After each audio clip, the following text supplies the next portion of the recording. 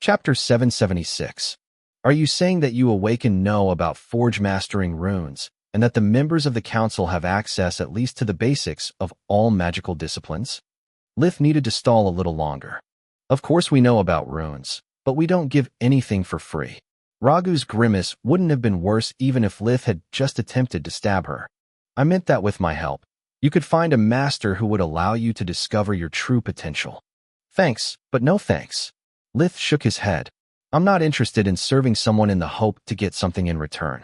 I don't deal in maybes, only in certainties.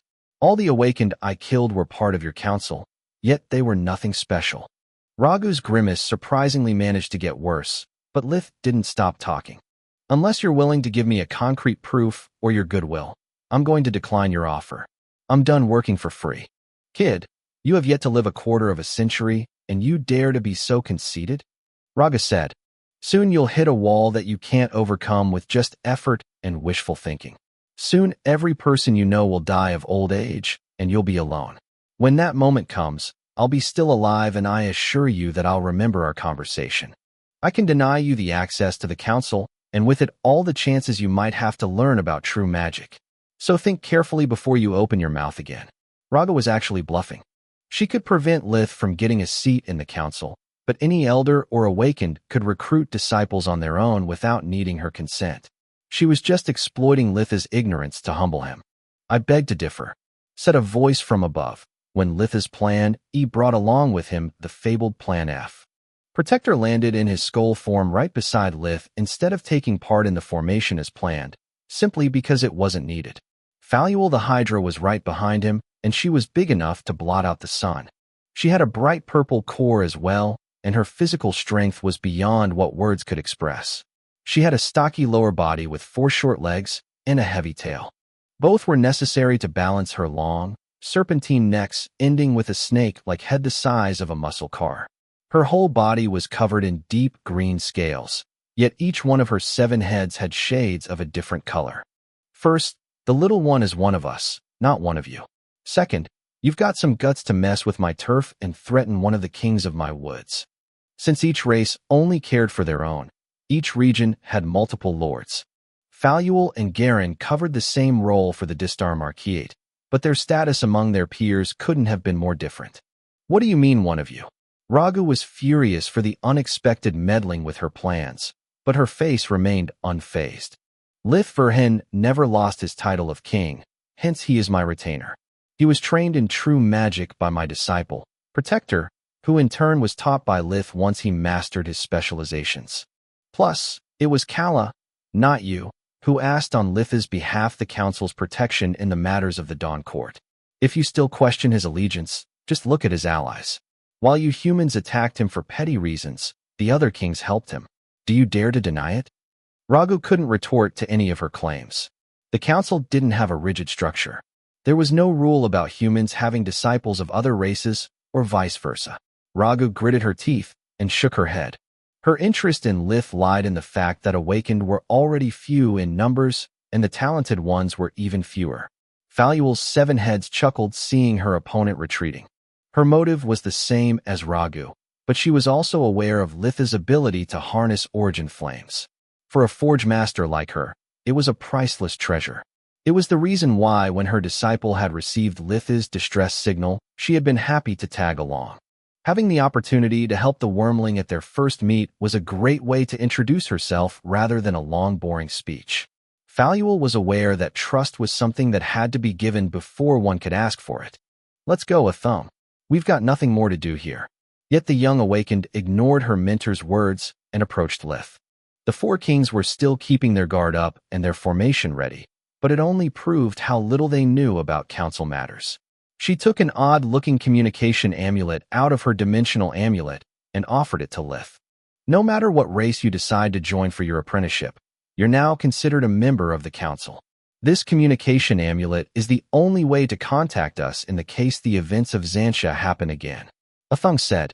Lith immediately noticed that the metal the amulet was made of was the same of the forge he had found in the Lost Academy, and that instead of blue, the mana crystal fueling it was white. When Solus's mana sense confirmed him that aside from a complex series of cloaking spells that made both the amulet and the signal it emitted untraceable there, the amulet wasn't enchanted with unknown spells, Lith had a hard time to contain his enthusiasm. Solus had also spotted several invisible runes on it, which made it the first item engraved with modern runes that he would possess. "This is my communication rune," Athung said once he had accepted it. "If you want to have a talk about council matters, or if someone from the undead courts bothers you again, this is the quickest way to get help. Now that Garen is dead, I'll be in charge of the Distar Marquiate. I look forward to working with you, Faluel." Then she turned around before the Hydra could reply and warped away with her mentor. "Where did you get that amulet?" Ragu asked once they were outside the beast's earshot. "I had it made under your name before we left. I had no idea how things would have turned out, but I was certain that Verhin wouldn't have trusted us. I also knew that no grassroots awakened Forge Master would have turned down a runed artifact. This way, I'm his only contact in the Human Council, and whoever wants to get in touch with him has to go through me." She smirked. Athung had learned a lot from that experience and gained even more.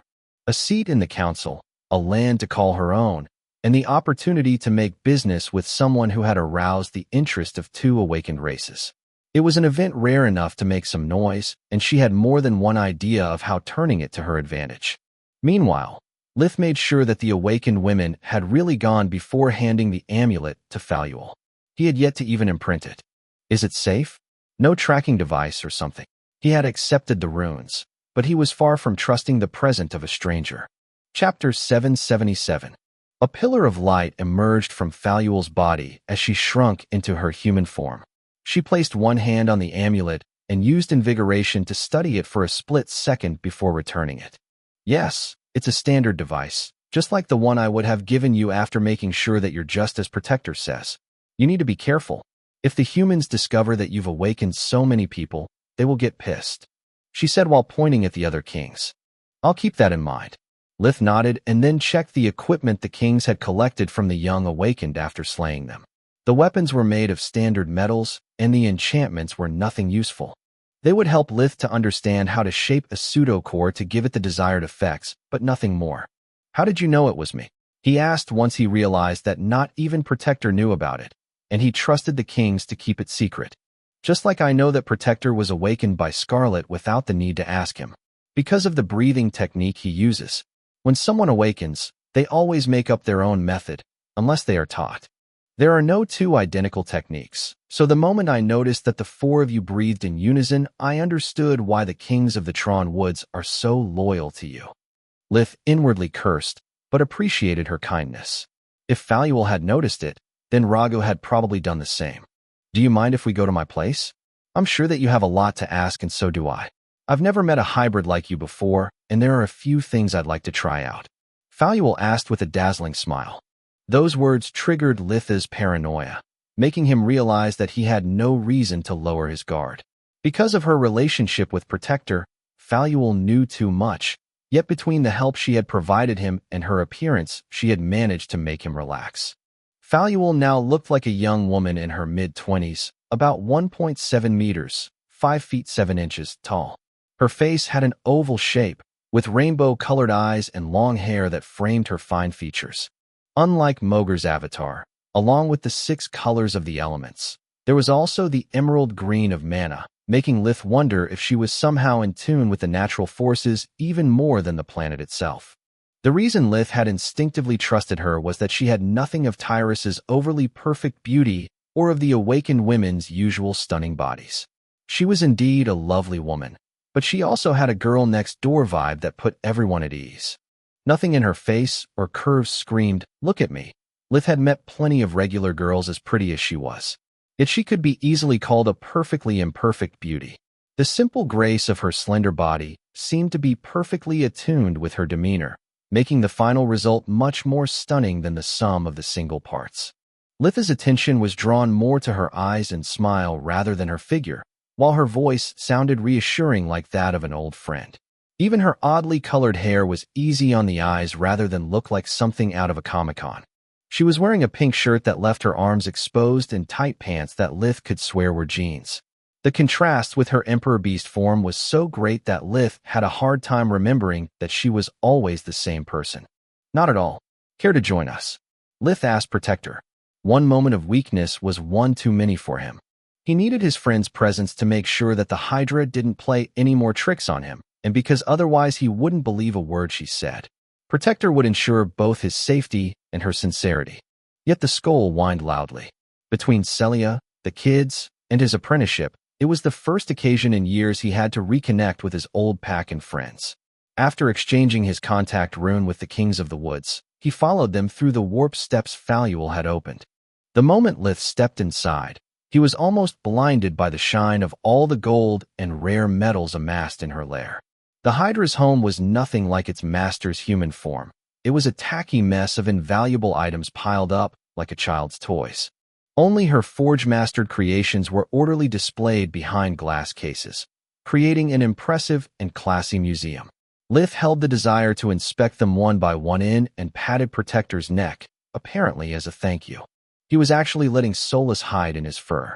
The Hydra was likely to use invigoration on him at some point, and Lith wasn't willing to let her learn about Solus's existence. Sure, beasts had turned out to be better than humans on average, but they had also proved to be greedy and prideful. If the story about Menadion was true, if Solus really was the key to the ruler of the Flames Tower, then a forge master like Faluel would treasure her much more than an oddity like Lith was. How did you make so much money? Lith asked. First, I'm older than I look, she said with a lovely chuckle. Second, I don't live under a rock.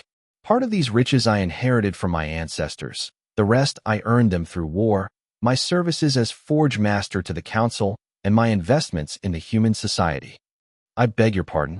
Whenever the Griffin Kingdom went to war, I offered my services for a price, both as a warrior and an artisan. Also, as you already know, being a forge master requires a lot of money. I can't just sleep on my treasure, or I would be broke in a few decades. All that you can see here is just a memento. The rest is invested in merchant guilds and magical shops. Now, if I've satisfied your curiosity, I'd like you to satisfy mine. Please, show me your other face. Faluel said. Lith had a hard time not immediately complying with her request. More than a Hydra, he had the impression of dealing with a siren. Everything she did, no matter how insignificant, was soothing, and her voice was so kind to almost make him feel guilty for doubting her goodwill. The room was full of treasures, yet she didn't sound arrogant nor try to make him feel small. There was a stone throne in the center of the room, from which she could have looked down upon him, yet she was standing in her own home. Faluel's form was so short that she needed to look up at him, and she had even said please. It was a form of courtesy that no one had ever given him unless they needed his help, let alone someone so powerful. Lith took a deep breath to regain his cool and remember why he was there. The thought that his secret was known by so many people gave him a headache, but there was nothing that could be done about it. Scarlet had been the first one to realize, then Protector and Kala had witnessed his transformation. The only silver lining was that beasts seemed to be very secretive about their own, since no one, even among the members of the council, had discovered the anomaly Lith was. Chapter 778. Lith shapeshifted quickly, assuming his hybrid form that was taller than 2 meters, 7 foot. Yet Lith felt that he could get even bigger if he wanted to. Faluel looked with interest at both the hybrid and his armor. Her professional curiosity was piqued at the idea that someone had realized an orichalcum armor without the need for runes. Yet the wormling was far more interesting. Just like Scarlet had told her, whatever the Lith thing was, it looked like a dragon, and yet it was nothing like one. The wings were upside down, making them useless in theory, yet she could feel they were more than a tool for flying. With their ability to flex like a hand and the many spikes at their extremities, they were meant to fight. Dragons were supposed to only have 2 eyes, and their power was supposed to increase with their age and wisdom, yet there were 7. Can you please breath origin flames for me? Her request left Lith flabbergasted. He had shared that part of his secret with no one. Only Solus was supposed to know about them. Your fight in Xantia was recorded, Faluel said, almost as if she could read his mind. One of the late elders responsible for one of your attackers mistook you for one of Zedros' children, since wyverns are known to be able to use them. Zedros vouched for you after mistaking you for one of my children, and then he showed me the record. That's how I know about it. and why I was eager to meet you. Protector looked at Lith in surprise. He knew that Lith was able to breathe fire, but he had no idea they were something that precious. Where exactly? Lith asked while gesturing the skull that he would explain later. I don't want you to make a mess, so just breath a small amount of flames upwards. Faluel pointed at the ceiling. It was so high that it could easily accommodate the Hydra in her true form, so there was no way that a bit of origin flames could do it any damage. A small burst of blue flames erupted from Litha's mouth, and then Faluel raised her hand as her eyes turned into emerald green. The jet of fire performed a U-turn, stopping a few centimeters above her open hand, making both Litha's and Protector's jaw drop in surprise. The Hydra didn't pay them any attention, waving her hands around the small flame that was shrinking by the second.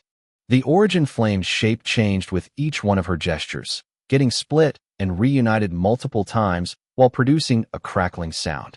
Lith was almost sure that it was almost as if the fire was a living thing and the Hydra was dissecting it.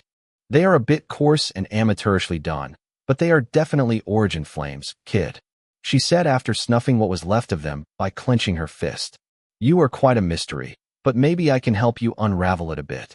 Can I use my breathing technique to study your hybrid body? She asked. Lith made sure that Solus was far away enough before stepping forward. Faluel placed her hands on his chest and started using abyssal gaze. She immediately noticed the cracks in Litha's human life force and the existence of the hybrid one.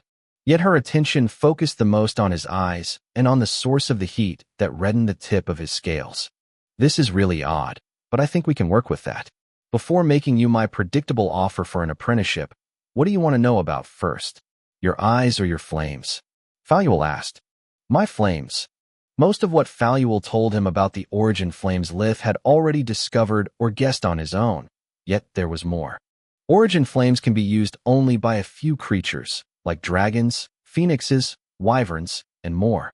There are other emperor beasts, like lined worms, who can turn the world energy into some kind of universal acid, or like rocks, who can turn it into living thunder. What makes origin flames special is that they can be manipulated at will and used to purify almost any substance. For a forge master, it means the ability to work only with perfect materials and to obtain items that would be impossible otherwise. Not only do impurities alter a material's physical properties, but also their ability to conduct mana. All kinds of metals, if properly purified, can be greatly enhanced by the use of origin flames.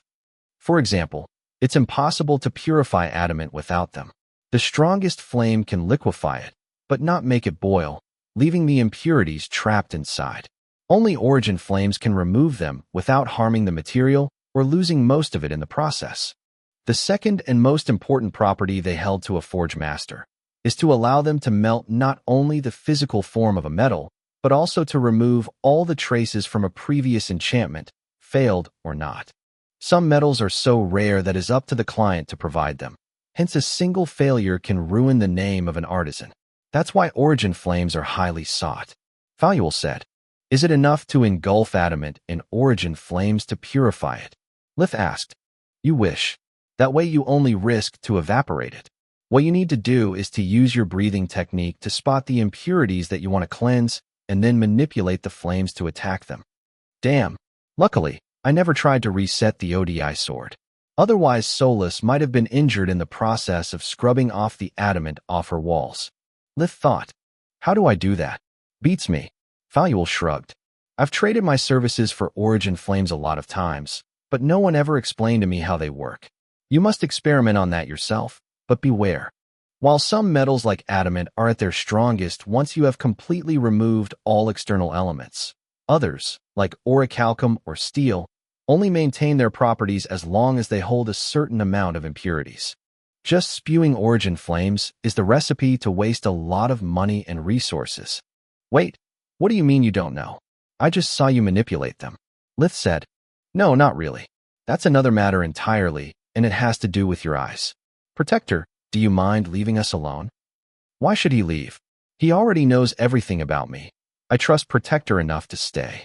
Lith rebuked her since he didn't trust her enough to remain alone with her. Maybe you do, but this is a secret you and I share, not him. I know and trust Ryman as well, but I can't risk exposing something like this to someone who's barely more than a child. Faluel shook her head. You're not making any sense. I'm way younger than him, and I'm not even your apprentice. What makes me so different from Protector? Your ignorance. Yet it doesn't make you different, only more dangerous to you, me, and even my species. Her voice was stone cold, and so was now the air in her cave. I understand that being born from humans you're suspicious. I'm aware that you have no reason to trust me, but remember that no matter what, once you stepped inside my house, if I really meant you any harm, you would be already dead. Chapter 779. Lith didn't want Protector to leave, but he hadn't much of a choice. What Faluel said was true, plus she was willing to explain to him the secret behind his 7 eyes, no strings attached. Or at least so she said. Even if she were to refuse to teach him about runes, even if she placed unacceptable conditions for his apprenticeship between what he had learned about origin flames and what he was about to learn, it was more than he could have ever asked. I don't like this, but since Solus will leave together with Protector, our secret is safe. Moreover, if things go south, I can always use our mind link to ask them both for help. He thought.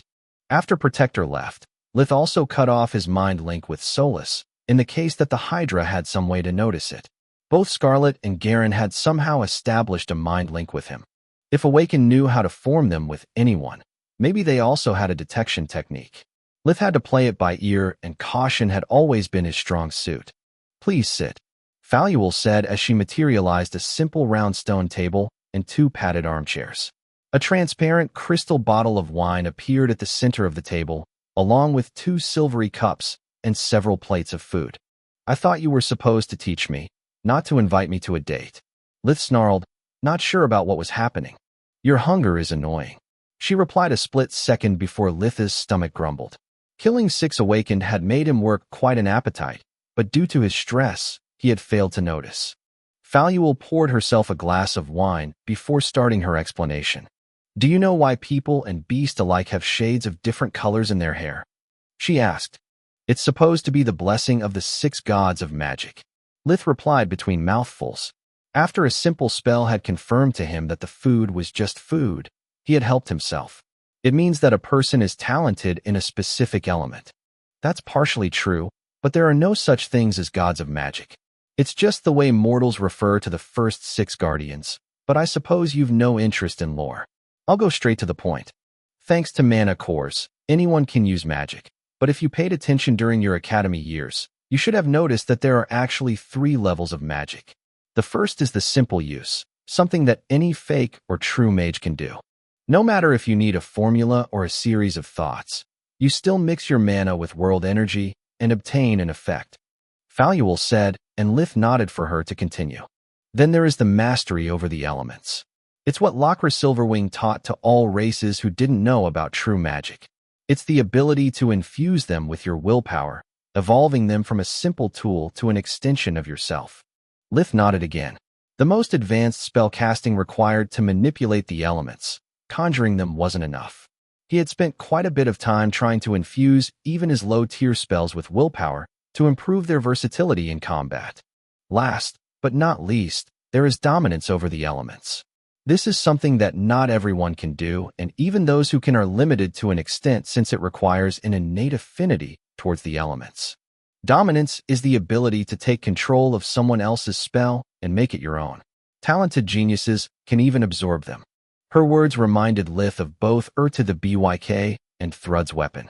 The former had managed to feed upon Lith's plague arrow, something that he had never managed to explain before. The latter, instead, could do the same thanks to Arthan's sword, a replica of the royal sword, making her nigh invincible. Are you saying that? Lith almost dropped his fork in surprise. Indeed I am. The shades in someone's hair are the indicator of what elements you're attuned with, and that you can achieve mastery over. You should have noticed that some people have more than one shade. She twirled her multicolored hair with a playful smile on her face. Wait, my mother has red shades, but a pitiful red core. How is she supposed to have mastery over the fire element? Lith asked. What does a red core mean to someone who can awaken, aside from good luck? Faluel rose her eyebrow. If your mother were to awaken, you'd find out that she's a great fire mage. Damn, This means that the advantage that women have over men in the field of magic is even bigger than I thought. It also explains why even after awakening, I didn't get any shades. Wait a minute. Litha's thoughts suddenly froze. Nailed it in one. Faluel said as if she could read his mind, whereas she had just read his expression.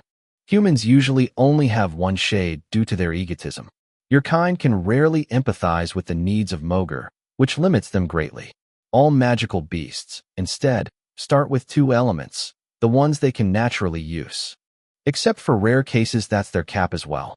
You might object that between 1 and 2 there's not such a big difference, but during a battle between equals, with their cores and equipment on the same level, it's quite handy. It's also one of the reasons why the Griffin Kingdom spares no expenses to buy my services from time to time. She played with her hair again as her eyes light up with mana of 7 different colors. Red, yellow, black, white, blue, orange, and emerald green. Lith still remembered from their first encounter how Scarlet's fur had shades of all those colors, but green and orange. Based on what Faluel said, the creature's potential was amazing.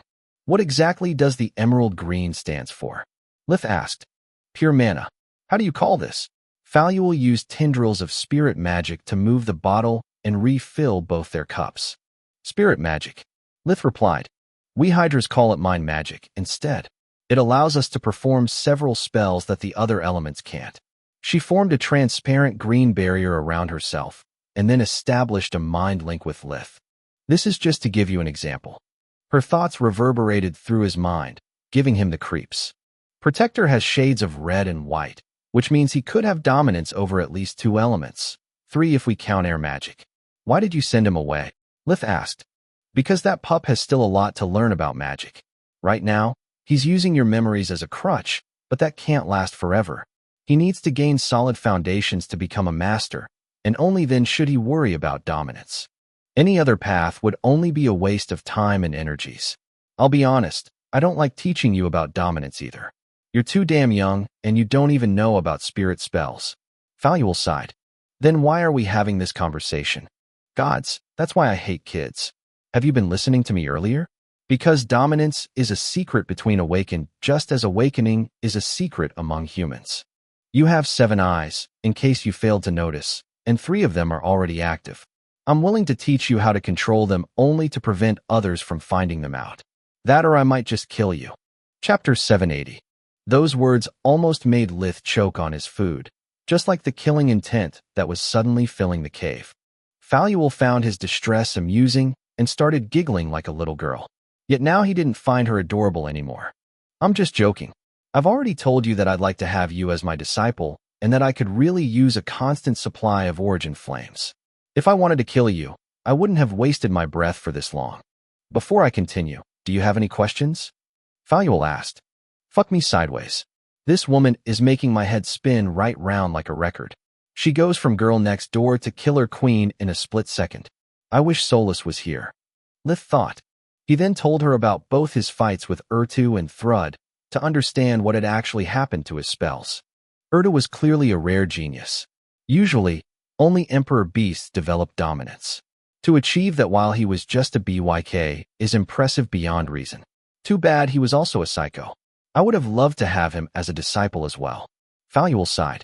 As for Thrud Griffin, she's another anomaly on a league of her own, just like you. She has a rainbow core, something as fabled as the legendary white core of immortality. Whoa, hold that thought. Lith cut her short with a timeout gesture that confused Faluel, but also earned him another of her smiles that would make almost any straight man ask her for a date. Almost. I thought that her rainbow core was due to the failed expulsion of her impurities since she isn't an awakened. Are you saying I was wrong? Also, white core of immortality. You keep surprising me, Lith. Not only did you survive the encounter with 2 geniuses of such caliber, but you also had the time to use invigoration on Thrud to see her core? That's simply amazing. Faluel's words made Lith want to bite his tongue. What she had suggested was obviously an impossible feat. He only knew about Thrud's core thanks to Solus's mana sense. Solus was a secret that he had to defend at all costs and not just because of her abilities. Lith's feelings for her were as messed up as those he still had for Floria, something that he would never admit, even to himself. As long as she was at his finger, it would mean to risk hurting her. Yet the memory of almost losing Solus and Kulla still hurt Lith badly, allowing him to put on his best poker face. Pain was an old friend to Lith and a great motivator. Thanks for your kind words, but my bravado almost cost me my life. If not for my team and invigoration, I would not be here today. Lith replied, blushing on cue to fake his embarrassment. Don't worry. Luck is part of someone's talent. Faluel replied, toasting to luck. Little she knew that aside from meeting Solus, luck had played a little role in Lith's life. To answer your question, yes, you are right. Thrud's rainbow core is the result of Arthan's madness, but that doesn't make it any less special. It proves that forbidden magic can actually recreate awakening. She obtained an immortal body and a magical power that has yet to be fully put to the test. Some say she is weaker than a purple core, others say she is stronger. More importantly, what if she actually awakens? She might be the first being to ever achieve a white core, something that not even the awakened undead ever accomplished, not even after millennia. Okay, but what is a white core? Lith asked. Mostly a legend. Faluel replied. According to such lore, a white core grants its master an eternal life and a power second only to guardians. Some even say that you can force your way into guardianhood with it, but I call bullcrap. My grandfather told me more than once the tale of when he witnessed a guardian's fall from grace, and according to his words, the poor girl had fewer chances of survival than a snowball has against a fireball. She lost her powers and turned into dust so fast that he could barely catch a glimpse of her appearance. Hence I doubt you can strong-arm Mogre into doing anything. Is your grandfather still alive? Litha's curiosity was piqued. Of course he is. Hydras have a very long lifespan, and awakened Hydras live even longer. Faluel nodded. By the way, why undead would be interested in a white core? They are already immortal and have infinite time to practice magic. It doesn't make much sense. Since this was one of the few occasions Lith had to gain real knowledge about awakened, he was willing to let the chatty Hydra go wild. You really are curious like a little kid, huh? First, just because someone lives long, it doesn't mean that they can achieve everything. The blue core you possess now is the cap for most awakened. Not everyone reaches the purple core. Second, undead awakened have a much harder time compared to the living to refine their cores. On one hand, their immortal bodies make it impossible for them to die during a breakthrough, but on the other hand, blood cores are faulty.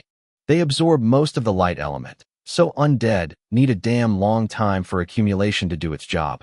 Third and last, according to legends, an undead with a white core can revert at will into his original race with no negative side effects, achieving the best of both worlds. A power above purple cores and escaping all the side effects undeath has?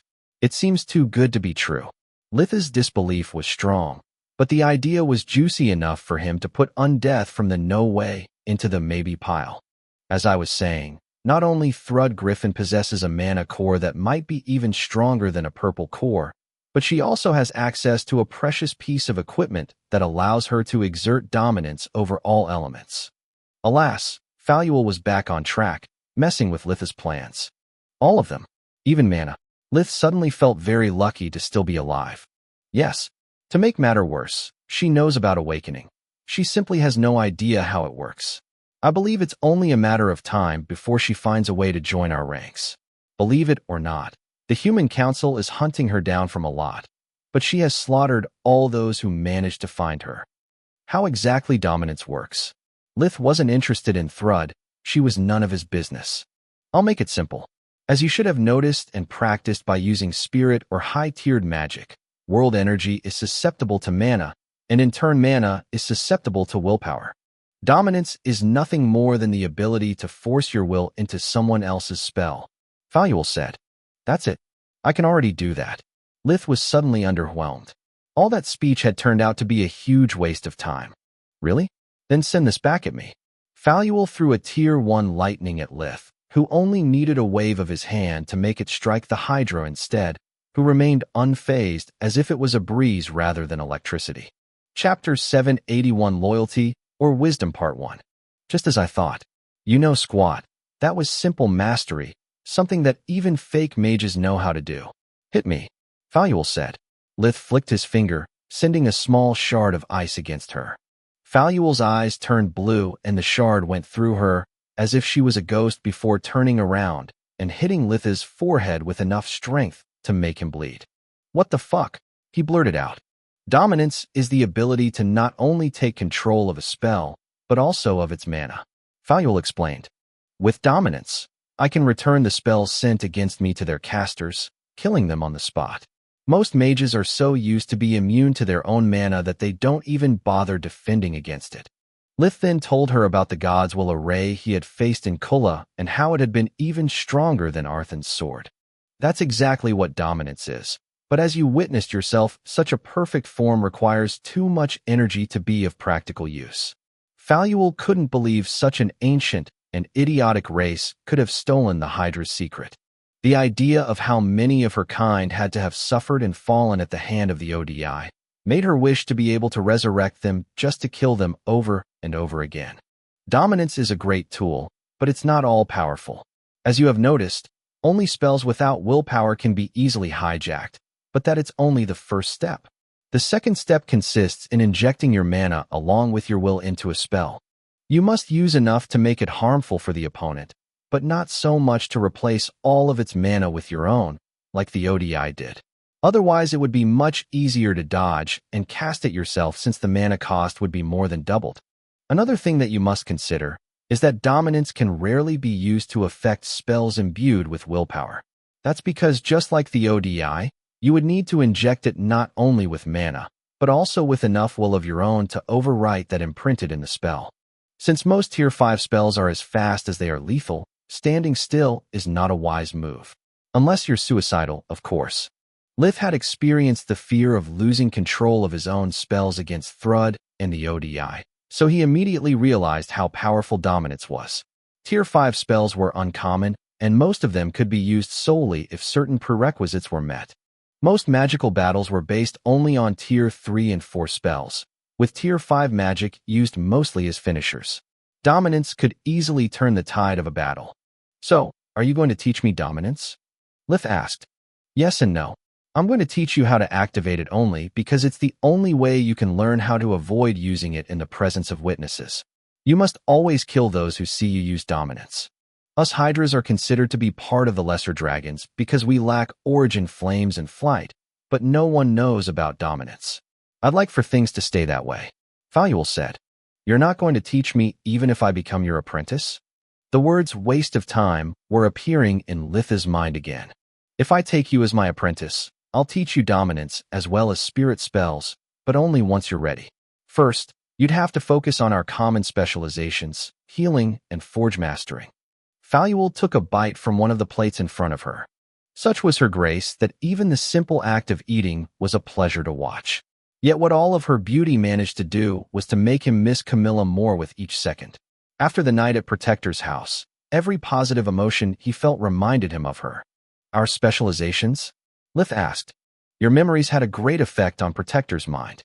He sought my help because I'm a master healer and forge master. There's a reason why legends say that Hydras can regenerate 2 heads if one gets cut off." She giggled. "You offer is very alluring, but as long as I'm serving my time in the army, I can't spend much time here. Moreover, I doubt you would do it for free." Lith said, obtaining a nod in reply. "One more thing before discussing my apprenticeship. Why do you say when I'm ready? Are dominance and spirit spells that hard?" "Very hard." Faluel nodded. "They are both techniques that are mostly situational and require an outstanding amount of focus. More importantly, they both require you to do everything without the help of the world energy. So far, to cast your spells you only needed to mix you mana with elemental energy, whereas these 2 disciplines work each in a way of its own. Dominance requires you to identify and infiltrate with your mana and willpower the focus points of a spell. Too little, and you will be struck down like a moron. Too much, and you'll spend more mana than if you cast the spell yourself. As for spirit spells, they are entirely made of your own energy, so they are really mana expensive. Just like dominance, spirit spells have to be used only when necessary. Rookies tend to get excited and abuse them, ending up dead. That or exhausted first and dead later. Lith pondered her words. It was true that without the aid of a medium like the ODI and Thrud did, a single mistake could lead to taking the full power of a potentially lethal spell.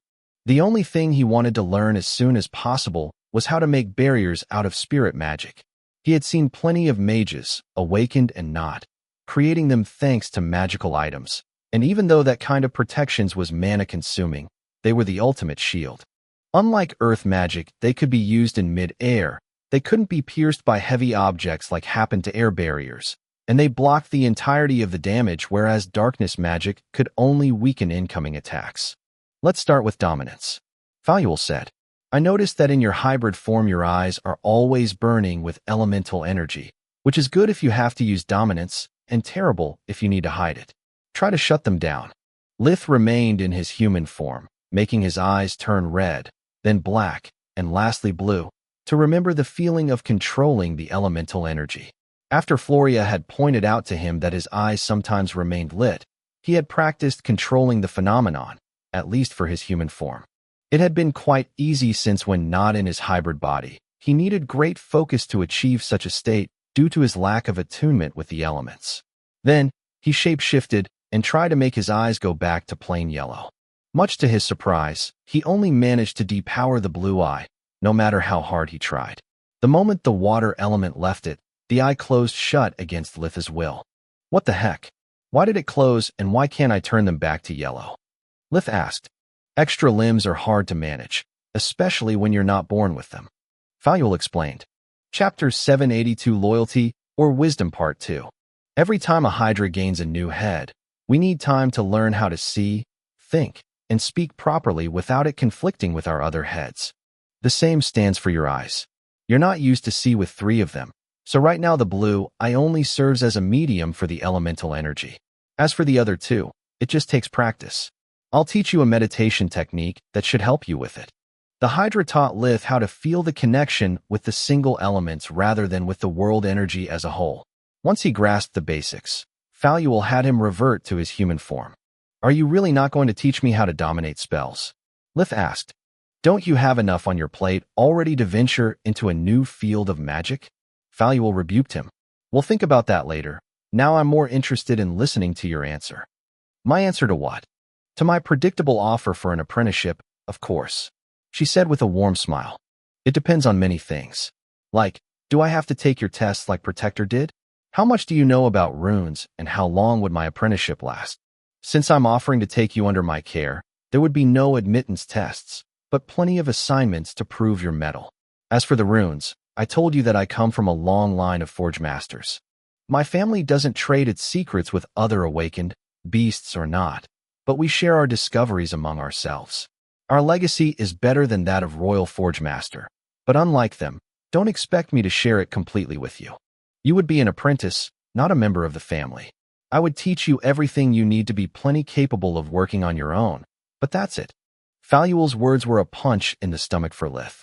He was basically at a crossroads where he had to pick whether to join the Hydra to obtain an incomplete knowledge or the Royal Forge Master's ranks for a full education.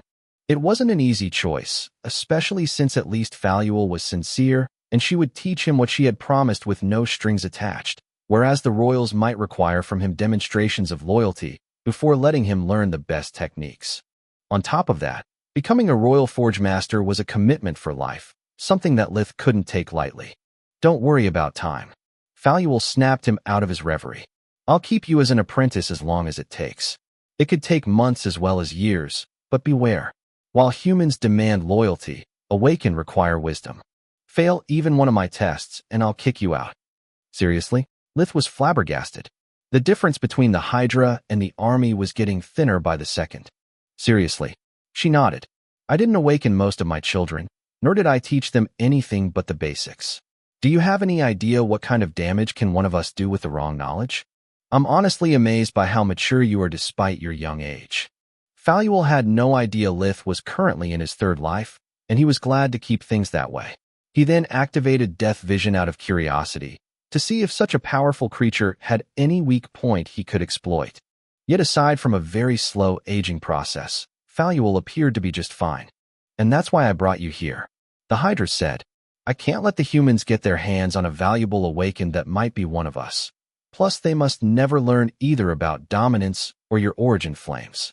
If you manage to master them, to learn how to use them to purify instead of just destroy, I'm willing to trade with you according to the services you can provide me. My flames in exchange for what exactly? That's on you. She shrugged. Knowledge, artifacts, gold, materials. Just state your price, and we'll bargain from there. Wait, didn't you just say that you wouldn't share your secrets with me as your apprentice? Why would you give them to me for just my flames? It was all too good to be true. Lith was certain that there was a catch. Indeed. Yet do you expect that any of my suppliers don't ask for proper compensation? I'm well aware that any awakened that buys an artifact from me can study its runes and pseudo-core, but my forge mastering techniques aren't so easily reproduced. My family had millennia to learn how to protect its secrets. Also, you're overestimating yourself. If you want gold, I'll give you mountains of it, but if you want knowledge, it takes more than a few breaths of fire to get some. Not to mention that you have no idea how to use your flames, and that I can't help you with that.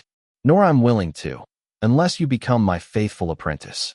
Faluel was again sincere, and her words made a lot of sense. Just like Lith would give Orion a skinwalker armor in exchange for a decent blade, trading goods and trading knowledge were worlds apart. Both of them would need a lot of work to hope and steal the other's secrets. I'll let you know once I'm done with the army, or at least as soon as I master Origin Flames. Lith replied. He had learned much more than he had hoped to, yet much less than he would have liked to. One last question. I'm practicing runes on my own, and there's something I'm struggling with. How do I make them invisible? Faluel's eyes lighted with interest at those words. The wormling was even more promising than she had thought. Just by his words, she was able to understand that Lith had gained access to both old and modern runes. It was an amazing feat that put him in front of the greatest hurdle for a self-taught runesmith. What an interesting fellow. I'm really curious to see how he will develop. There's no harm in giving him a hand on such a trivial. What does a human do here, mother? A deep voice derailed her train of thought. I hope he's just your lunch, because if he's your new plaything, I'll be truly disappointed. First a dog, and now a vermin? Not even you should stoop this low. Lith, allow me to introduce you to one of the reasons why Emperor beasts and humans are not so different. This is one of my sons, Cedra. I never awakened nor taught him any of the family secrets. Guess why? Faluel's serene face was suddenly twisted in annoyance, and her voice oozed sarcasm. Cedra, this is Lith. He is a self-awakened that I'm willing to take in as my apprentice, hence he has already bested you twice. Cedra looked at Lith as if a steaming pile of shit had found its way on his favorite couch, whereas Lith looked at the young Hydra with life and death vision before losing interest. The pleasure is all yours, Cedra. Can you answer my question, please? Lith asked. You have no idea how to engrave runes, correct? Faluel ignored her son as well, focusing on how deep Lith's ignorance was about the art of runesmithing. Chapter 783 Gifts and Knowledge Part 1. I've received no training about runesmithing, but I've found enough relics to use as learning tools. My only problem is that I've no access to modern runes, so. Cedra couldn't understand how so many powerful creatures could favor weaklings rather than their own flesh and blood. He was young, but he had already witnessed several of his siblings and friends die. All because their parents, the very same people who had given them life, had refused to give them the knowledge that was rightfully theirs. In his eyes, the source of the Awakened's decline wasn't due to the progress made by fake mages. He believed that the old fossils who had power clung to it and refused to share their knowledge with the young because they were afraid to lose their privileged position. I won't stand being ignored. Cedra roared, stomping his foot toward his mother. Faluel's eyes burned with power as she said, Be quiet. Her voice was calm, and yet it carried so much power that Cedra found himself kneeling with his head on the floor. Lith was surprised noticing that she hadn't used magic, but some kind of killing intent. I'm really sorry for my son's rudeness, and I'm willing to explain to you the basics of runesmithing as an apology. Do you know what's the main difference between warden magic and forge mastering? She asked. Lith could only shake his head and admit his ignorance. The question was apparently simple, yet its answer was bound to be far from obvious. Warden magic uses runes to create magical formations, just as forge masters use them to bind a metal to their will, but that's as far as the analogy goes. A warden uses runes to hold their energy and create extraordinary effects, whereas a forge master uses them to alter the properties of a material. Ancient runes, the ones that are visible to the naked eye, were akin to warden runes, placing the enchantment on the surface of the metal rather than inside of it, to not tamper with the mana pathways that the bonding process creates. You can think of them as a permanent array to complement the strength of the spells imbued within an artifact. Modern runes, instead, even though they are still carved on the surface of an item, they exert their energy inward rather than outward, and that's why they are invisible to normal means. Also, this way they are able to alter the properties of both the metal and its mana circulatory system so that once the enchantment is applied, the final result is given from the synergy between the runes and the pseudo-core. Old runes can only add an effect, whereas modern runes are able to blend together with the pseudo-core and the mana crystals, creating something that's greater than the sums of its single parts. Faluel said, "Does this mean that old runes are useless?" Lith moaned at the thought that all of his findings inside Huriel were for naught. "Gods, no." Faluel chuckled. "You can apply modern forge mastering methods with old runes. It will make them invisible and preserve their effect, but that will not change the fact that such runes are outdated. It would be like crafting a sword following an ancient blueprint. The sword will still cut, but it can't match a modern masterpiece, no matter how good the smith is." The fear that had kept Cedra at bay was washed away by the shock, and then by his unbridled outrage. It wasn't just the fact that his mother was explaining to a stranger things that she had always refused to teach him that was driving him insane, so much as the realization that the human was able to understand her words while he could not. In his human form, Cedra was an overly handsome man in his mid-20s, 1.9 meters, 6 feet 3 inches, tall, with golden hair and a well-trimmed beard. Despite his young age, he had already achieved a cyan core and a second head. His hair had streaks of both red and orange, making him appear as if a sun god descended among the mortals. His body twisted as it increased in size, reverting to his real form.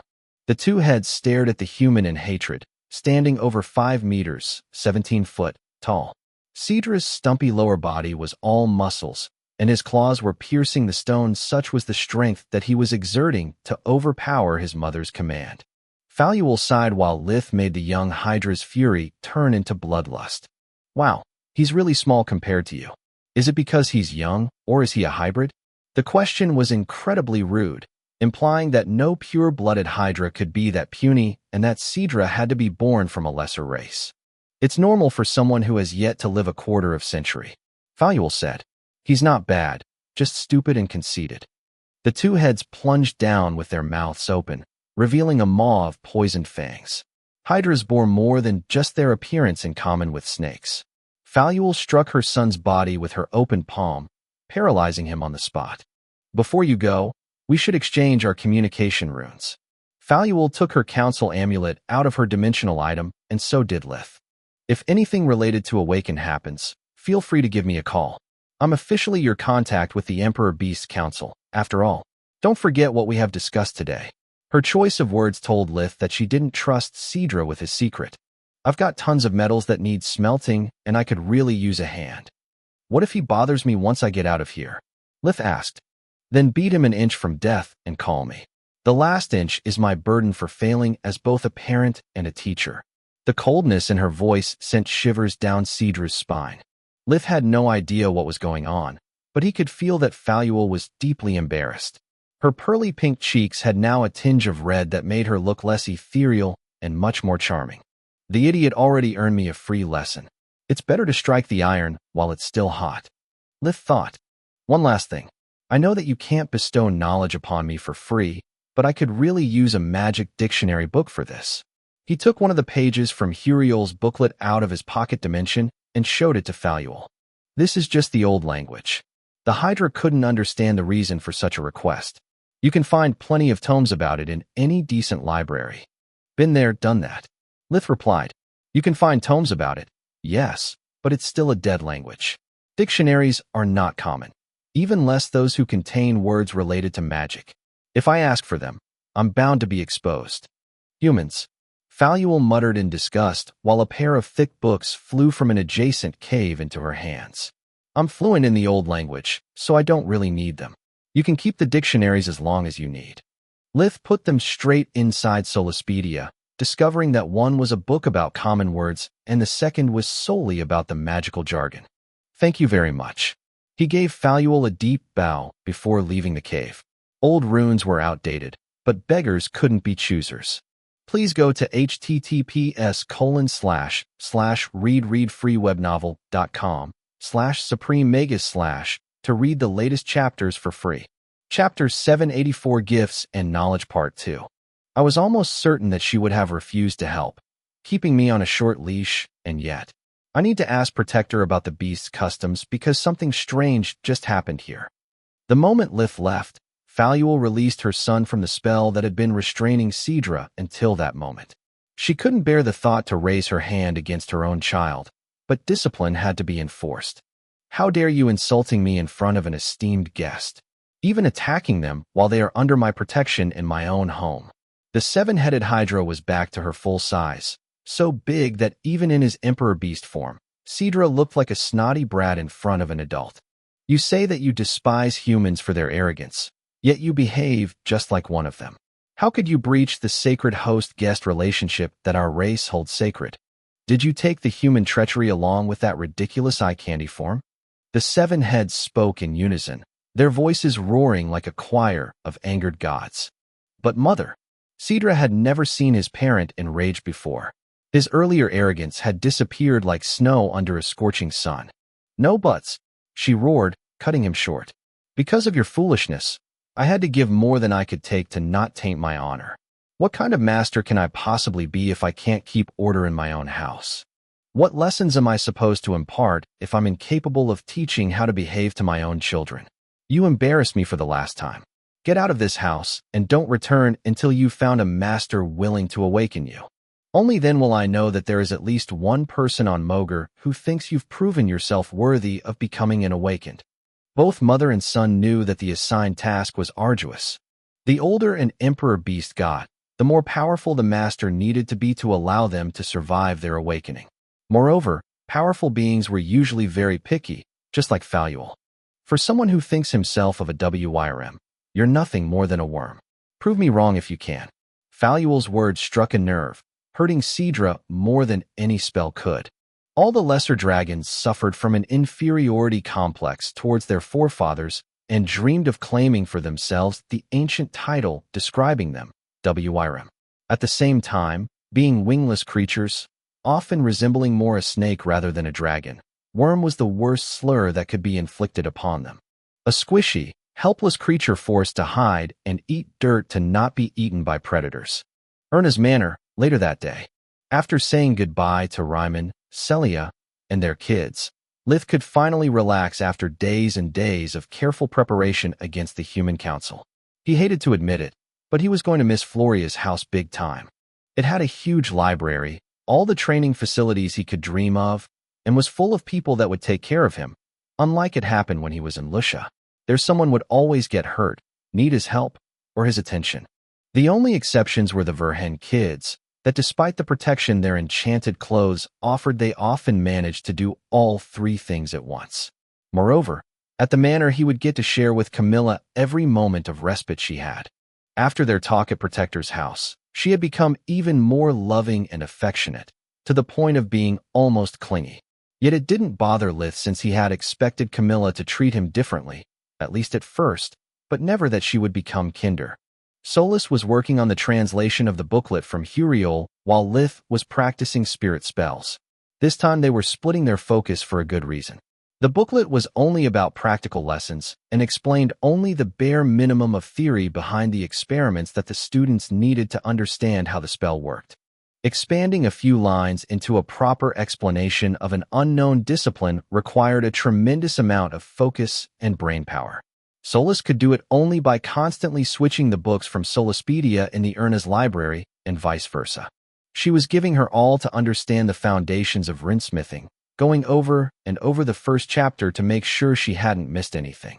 If Lith were to work on the following chapters, it would be a mechanical work that could make important details be lost in translation, forcing Solus to do them over. After reviewing his memories about spirit spells, Lith preferred to work on replicating those he had seen in action and then share his discoveries with Solus, just like she would do about runesmithing. No wonder Faluel wasn't willing to teach me. This stuff is damn hard, Lith thought during a common break. Without the world energy, every part of the spell must be imbued with will and shaped with precision. Elemental magic is akin to using a mold to give shape to clay, whereas spirit magic requires to start from scratch every time. Without elemental energy as a guideline, missing a single focus point of the spell, it's enough to turn it into a waste of mana. To add insult to injury, each failure consumes roughly the same energy of 5 Tier 3 spells, and every time I'm forced to stop to understand what went wrong. Same here. Solus sighed. Whoever wrote this book assumed that the student had a knowledge that we currently lack, even after our conversation with Faluel. Still, I'm positive that once I understand the foundations of runesmithing and with a bit of practice, things should go smoothly. Lith nodded. Their bigger obstacle wasn't engraving the runes so much as identifying their different patterns and their properties. Once they managed to do that, every time they met an opponent with a runed weapon, Solus's mana sense would allow them to learn its secrets. Unfortunately, as long as they failed to understand the runes' meaning, how they worked both separately and as a whole, the words of power would be nothing but gibberish. Lith took a deep breath with invigoration before resuming his practice of spirit magic. He had only seen Garen use 2 spirit spells, a barrier and a mind link. Solus had studied their matrix with mana sense, and Lith had more or less understood how the mana had to be manipulated. Yet a mind link required to link 2 mana cores, making it too dangerous. Since Garen hadn't used it as a means of attack, there wasn't the risk of damaging Lith's subject, but the concrete chance of sharing more than he liked to. So his only remaining option was the barrier. In theory, it was a simple matter, but putting it into practice proved to be far from easy. Barrier spells were all similar in their matrix, requiring to give to a specific elemental energy shape, size, and thickness. Yet Lith's problem was that now he needed to give substance to something that was ethereal by nature and to give it form away from his body. So far, all of his attempts that didn't use tendrils of mana to shape his creations had failed. Chapter 785 Grudge Part 1. Baby steps. Lith thought, using his own fingers as a scaffolding for the spirit magic barrier. Soon his left hand was covered by a thin and eerie green glow. This stuff wouldn't block a pen stroke and is thinner than a hair, but it's still a barrier. He thought, now let's try to move it away from my fingers. A sudden knocking on his door made him yelp and shattered the infant spirit spell. Nice job. Solus laughed. If we ever have to use it in battle, we must hope that our enemy is as silent as a mouse. Lith, do you mind if I come in? Floria asked. Not at all. Lith tried to open the door with a spirit spell and failed miserably. Even from barely a few meters of distance, the green glow was so faint that Solus's mana sense could barely perceive it. Do you want to come down for dinner? You've been locked in here all day, and I was beginning to worry. Besides, Mom and Camilla will be here in a while. Floria said. Only then did Lith look out of the window above his desk and notice that it was way past sunset. The realization drained his energy and made his stomach grumble. He had been so absorbed in his work that he had failed to notice the passing of time. Thank you, Floria. If it wasn't for you, I'd starve. I'll join you in a minute. Lith put away all the papers Solus had worked on, leaving Floria amazed by the amount of research he had done and by the amount of mana still lingering in the room. It was enough to make the hair on her neck stand up. How the heck can Lith write and weave spells at the same time? She thought. Either each one of his eyes has a mind of its own, or being a hybrid is just one of his secrets. She couldn't even consider the idea that Lith had lied to her. After all, she knew that there were still many oddities about him that even having 2 life forces couldn't explain. One more thing. Tomorrow is Yandra's funeral, and you told me that she had entrusted you her last message. I've been tasked to return her body to her family. Do you want to come along? Floria asked. Lith nodded and followed her downstairs. He hadn't known Yandra Mephael for long, plus they had started off the wrong foot. Yet she had been the first to recognize his talent and offer him to inherit her legacy. Even though death had prevented her from keeping her part of the bargain, Lith was willing to fulfill her dying wish. Mogr didn't have a specific set of clothes for funerals nor specific rituals to pay a final farewell to the departed among its customs. Some would mourn them and cry while others would throw a party to celebrate the life of their beloved ones rather than focus on the way they had died. Much to everyone's surprise, Yandra's funerals took place at the Black Griffin Academy instead that at her home. Lith and Floria wore their uniforms, while Quilla wore her white griffin assistant professor clothes. Floria had to answer the Mephael family and the Black Griffin for having failed to protect Yandra, while Lith was there only to impart them her last words and check how Raynor was doing. Quilla had no reason to be there, but she had insisted to come because it was a rare occasion to speak with both Lith and Floria without arousing Freya's suspicions. She was itching to learn the latest news about Lith's relationship with Camilla, but between their respective work plus Camilla's and Freya's meddling, she had never gotten the opportunity to question him. Until now. The Black Griffin Auditorium was as big as a football field now that Headmaster Onia had removed all the furniture to make space for her guests and the banquet. She had even replaced the Black Griffin's banners from the walls, replacing them with magical tapestries recounting Yandra's numerous achievements since the day she had enrolled. The enchanted fibers rearranged themselves cyclically, each forming a slideshow about a specific event. The room was full of high officials from the army and the association who had come to pay their respects. Due to the several professors who had met their fate during the expedition, only the faculty of the academy was truly grieving. Attending a funeral was a sad event, whereas attending 6 of them in as many days was mostly annoying. Floria had a stern look as she apologized and bowed to all of Yandra's friends. She didn't share her colleagues' attitude and had taken part in each memorial service as if it was the first one. Even though she was aware that predicting the survival of a mad civilization was impossible, it didn't make her feel any less guilty. So, how did Camilla take the news? Quilla empathized with her sister's situation, but she had never been close to Yandra, and she had waited too long for her answers. Lith had never been fond of public displays of affection, so even if they lived under the same roof, Quilla had no idea how his relationship fared. Better and worse than I thought. Lith replied while Floria almost choked on her drink in surprise. She was curious as much as Quilla was, but she was too tactful to resort to such straightforward questions. Better because she has decided to accept me. She never considered breaking up or taking a break. Worse because she was royally pissed when she discovered that 3 more people knew about me, and you were one of them. Lith watched Quilla in the eyes, managing to keep a straight face. What? She worried about me, and not Floria? What? Quilla was the one among the Ernest sisters who had the best relationship with Camilla, so she couldn't understand such a reaction. Exactly because of Floria. She assumed that you and I, bow chicka wow wow. We what?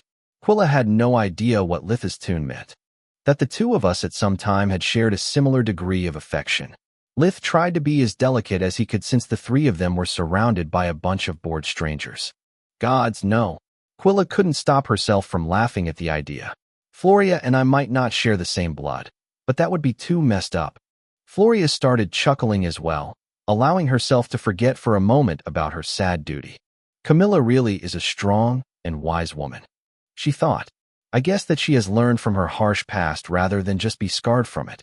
A certain Verhen guy should follow her lead and stop being so afraid of. A loud tongue clicking made her blush in embarrassment. Headmaster Onia was staring at her in spite. Laughing at the memorial service of someone who died because of your incompetence is beyond tasteless, Captain Ernest. I guess that your household truly deserves the nickname of the Royal Branch family. If not even 6 dead professors from the great academies can put a dent into your brilliant career. Headmaster Marth told me many great things about you. Yet it turns out that the only thing you are good at is running away, even at the cost of paving your way out with dead bodies. Chapter 786 Grudge Part 2.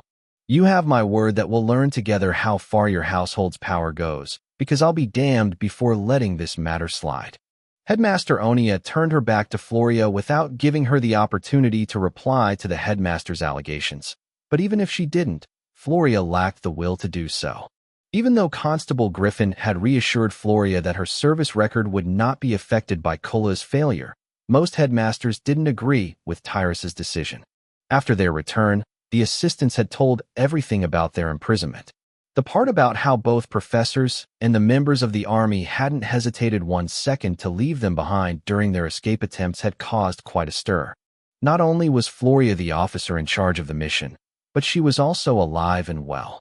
People were trying to pin all the blame on her since the professors were already dead and no one wanted to taint their memory. I'm sorry, sis. This is all my fault, Quilla said, inwardly cursing her own stupid mouth. Don't worry, Quilla. She was just waiting for an excuse to spit her venom. This has nothing to do with you. At this point, I'm used to such treatment, Floria said with a sad smile.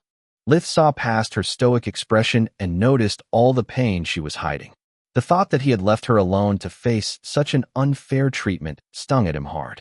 While Lith had spent his days since his return only obsessing with how to deal with Camilla and Quilla, Floria had always been there for him. She had listened to all of his rants and worries, even making sure that he would eat properly. He had forgotten that, unlike him, Floria treasured her career. A lot of people resented Lith for the most disparate reasons, but he didn't care for it one bit since his job as a ranger was temporary. Floria, instead, had worked her whole life toward that goal, making countless sacrifices to prove herself to be more than just a spoiled girl who used her family name to rise the army ranks. Don't worry about Onia, Captain Ernest. She's always been an uptight prick, Lord Mephael said, taking everyone by surprise. Not only because they expected the widower to be angry, but also because he looked more bored than most people in the room. Yandra's husband was a man in his late 60s of average height, with grizzled hair and a well-trimmed beard. There was no trace of pain or rage in his chestnut eyes, only bitterness. You are not at fault. It's just that to cover the shame of losing their cream of the crop staff, the academies need a scapegoat. As for my wife, don't feel guilty about her fate. She died as she lived, working.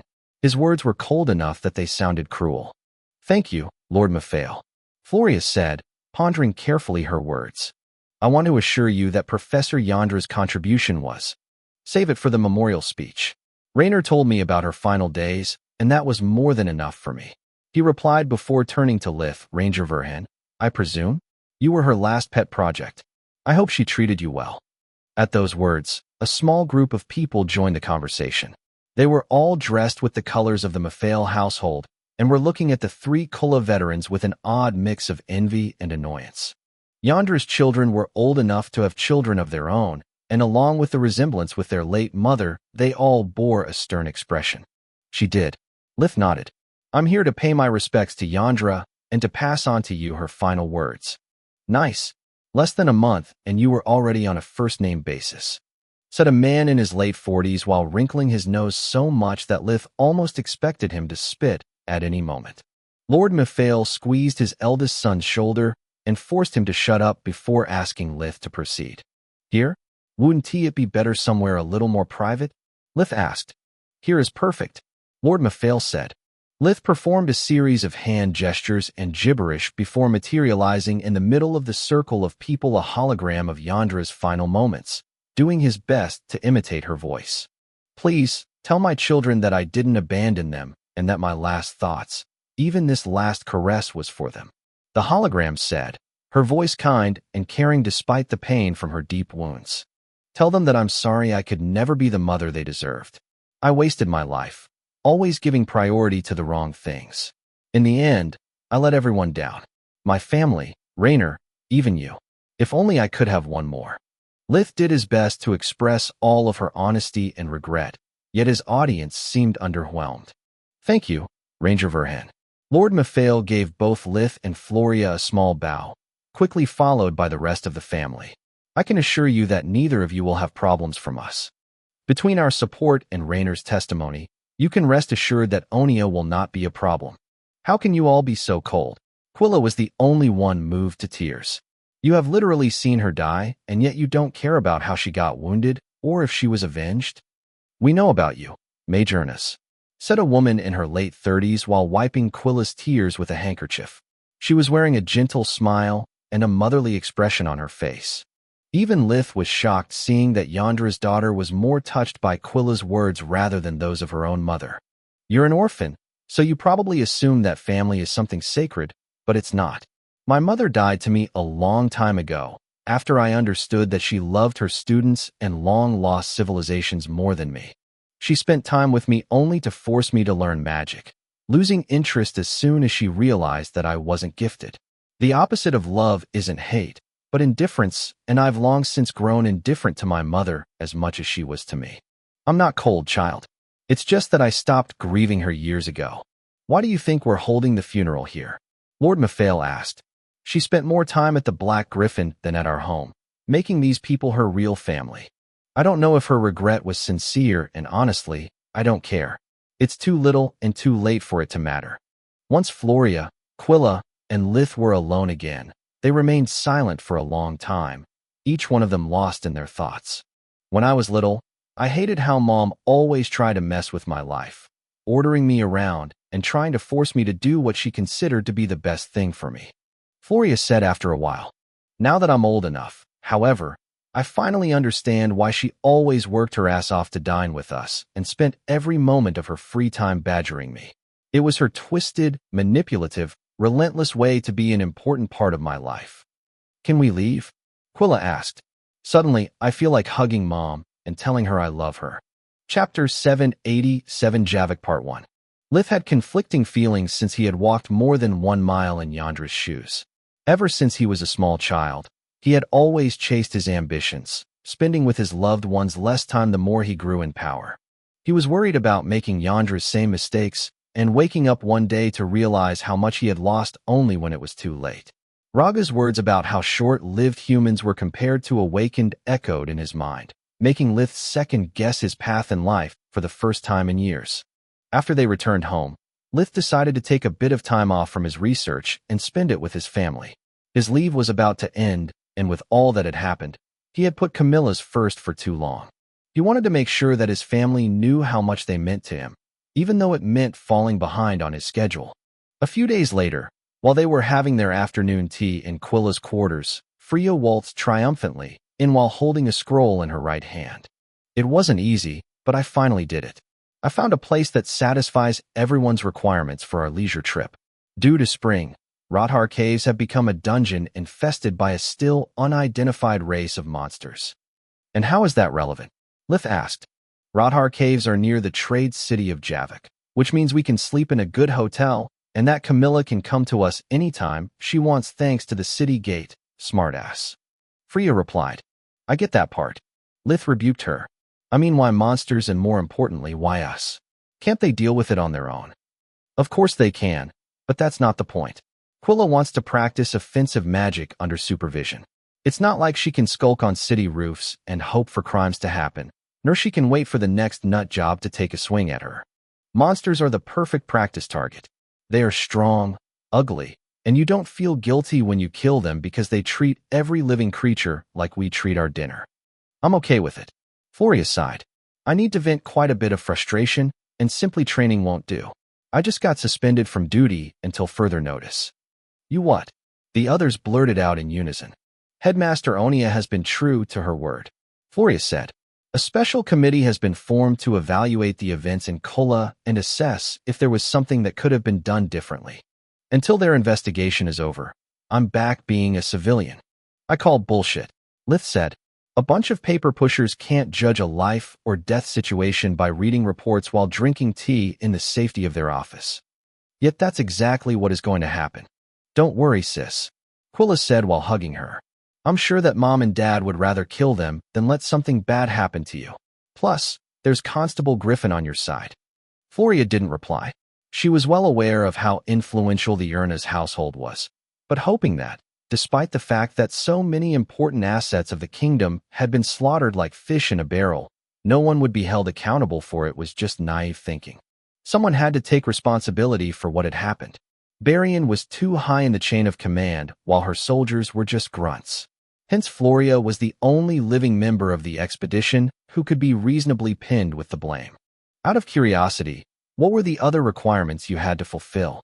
Lith asked Freya, to lighten the mood and not let Floria dwell too much on the bad news. Floria wanted a place rich of natural treasures for her forge mastering experiments, and I wanted something that would look on the resume of my Crystal Shield Guild, Freya said while handing each one of them a mana stone shaped like a round shield. "You're all recruited, by the way. When do we leave?" Floria asked. "Whenever we want. All in favor of moving out at dawn," Freya said. Her proposal was accepted unanimously, and then they resumed their business as usual. Lith went back to his research. Floria secluded herself inside Orion's forge to keep her mind busy. Quilla continued with her Tier 5 spells training schedule, and Freya started to make arrangements for their trip. Later, That night Lith discussed the last details of his plans with Camilla. They had just returned from Lucia, where they dined every other day with both their families, making everyone incredibly happy but Lith. He felt like the misunderstanding was getting worse, just like his mother's expectations were growing by the day, but there wasn't much he could do. He wanted to spend some time with his relatives, and since Xenia was their neighbor, it would have been incredibly rude to keep the two sisters apart. Do you think you can make it to Javik without stressing yourself too much? Lith asked. You're already working a lot, and I don't want to burden you with another chore. You're not a chore, silly, she said while putting her arms around his neck and kissing him. Besides, as long as you're waiting for me on the other side, stepping out of the Ernest's gate or Javik's is the same. Damn, I have yet to leave and I miss you already, Lith said while running his hands on her back, and then lower. Since when squeezing my butt is a form of goodbye? She giggled. I miss it already as well, he replied, happy of how easily a skinwalker armor could be taken off. The following morning the group reached Javik and went to check in at their luxurious hotel. It's a waste of money, Lith grumbled, cursing for not having thought about it beforehand. Why don't we just commute from here and the Ernest household instead of staying in a hotel? It's not a waste of money, Freya rebuked him.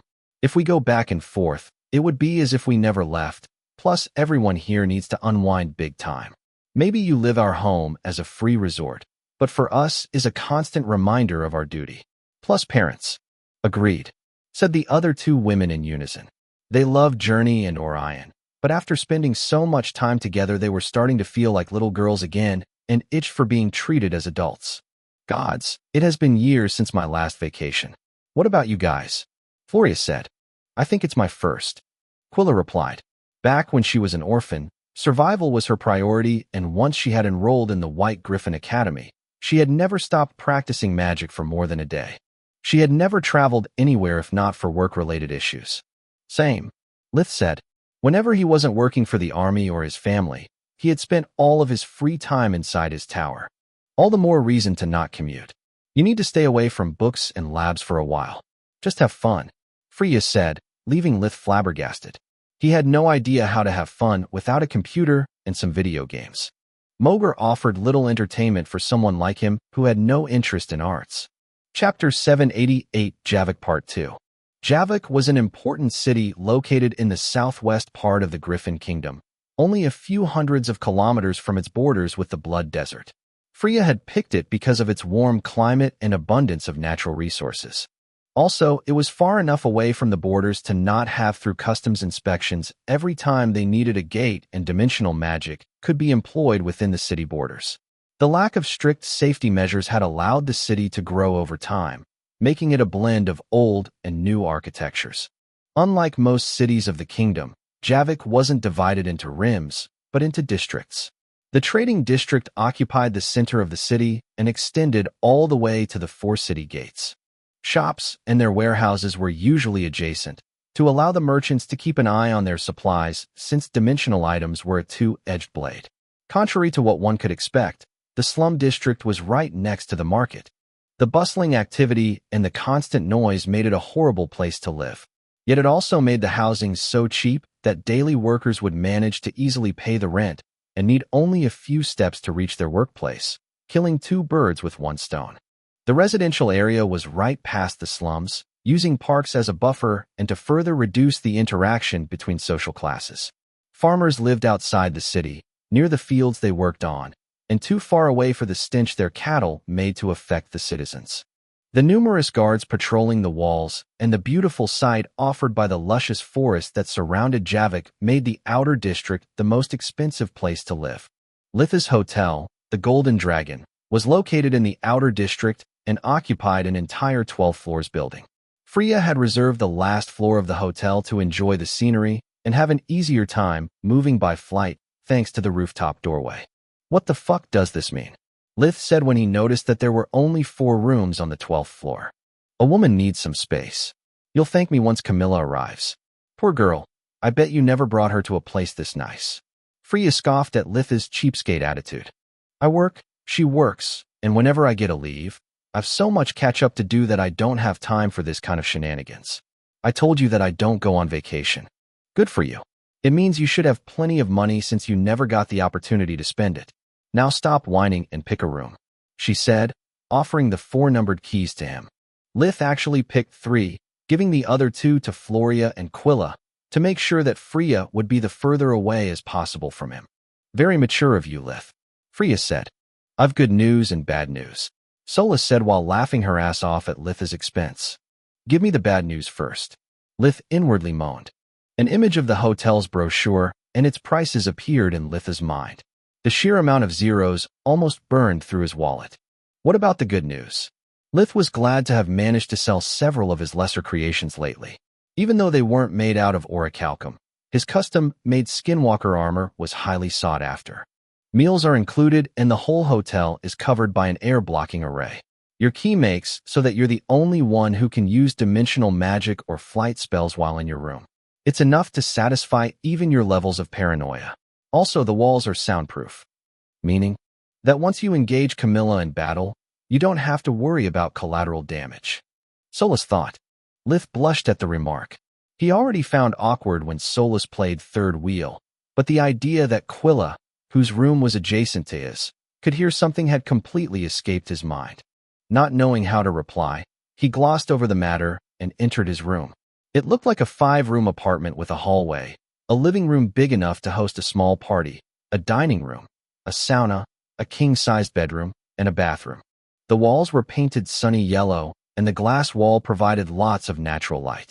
The furniture was of simple design, but it was elegant, and its quality wouldn't make them look bad even in the Urnus house. Every room was large, airy, and well-lit.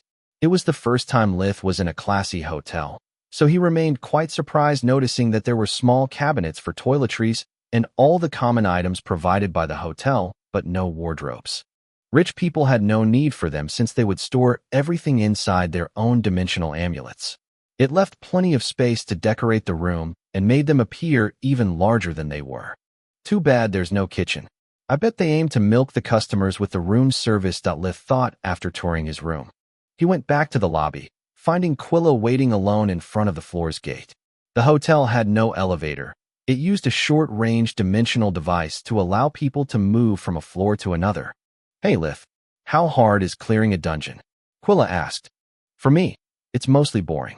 You must forget all the crap about mystical rooms and treasures. It's just a place infested with monsters.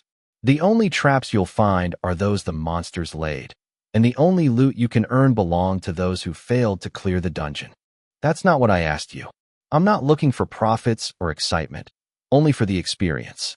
For you, the hardest part will be just not falling for traps, ambushes, and avoiding that your spells hit us as well as the monsters.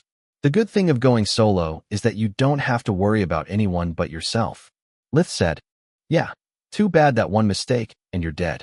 No companions also mean that no one is looking out for you. Quilla replied. Lith shrugged while instinctively caressing Solus's ring. He was never really alone. After the others returned, they went to the roof and took flight, following Freya.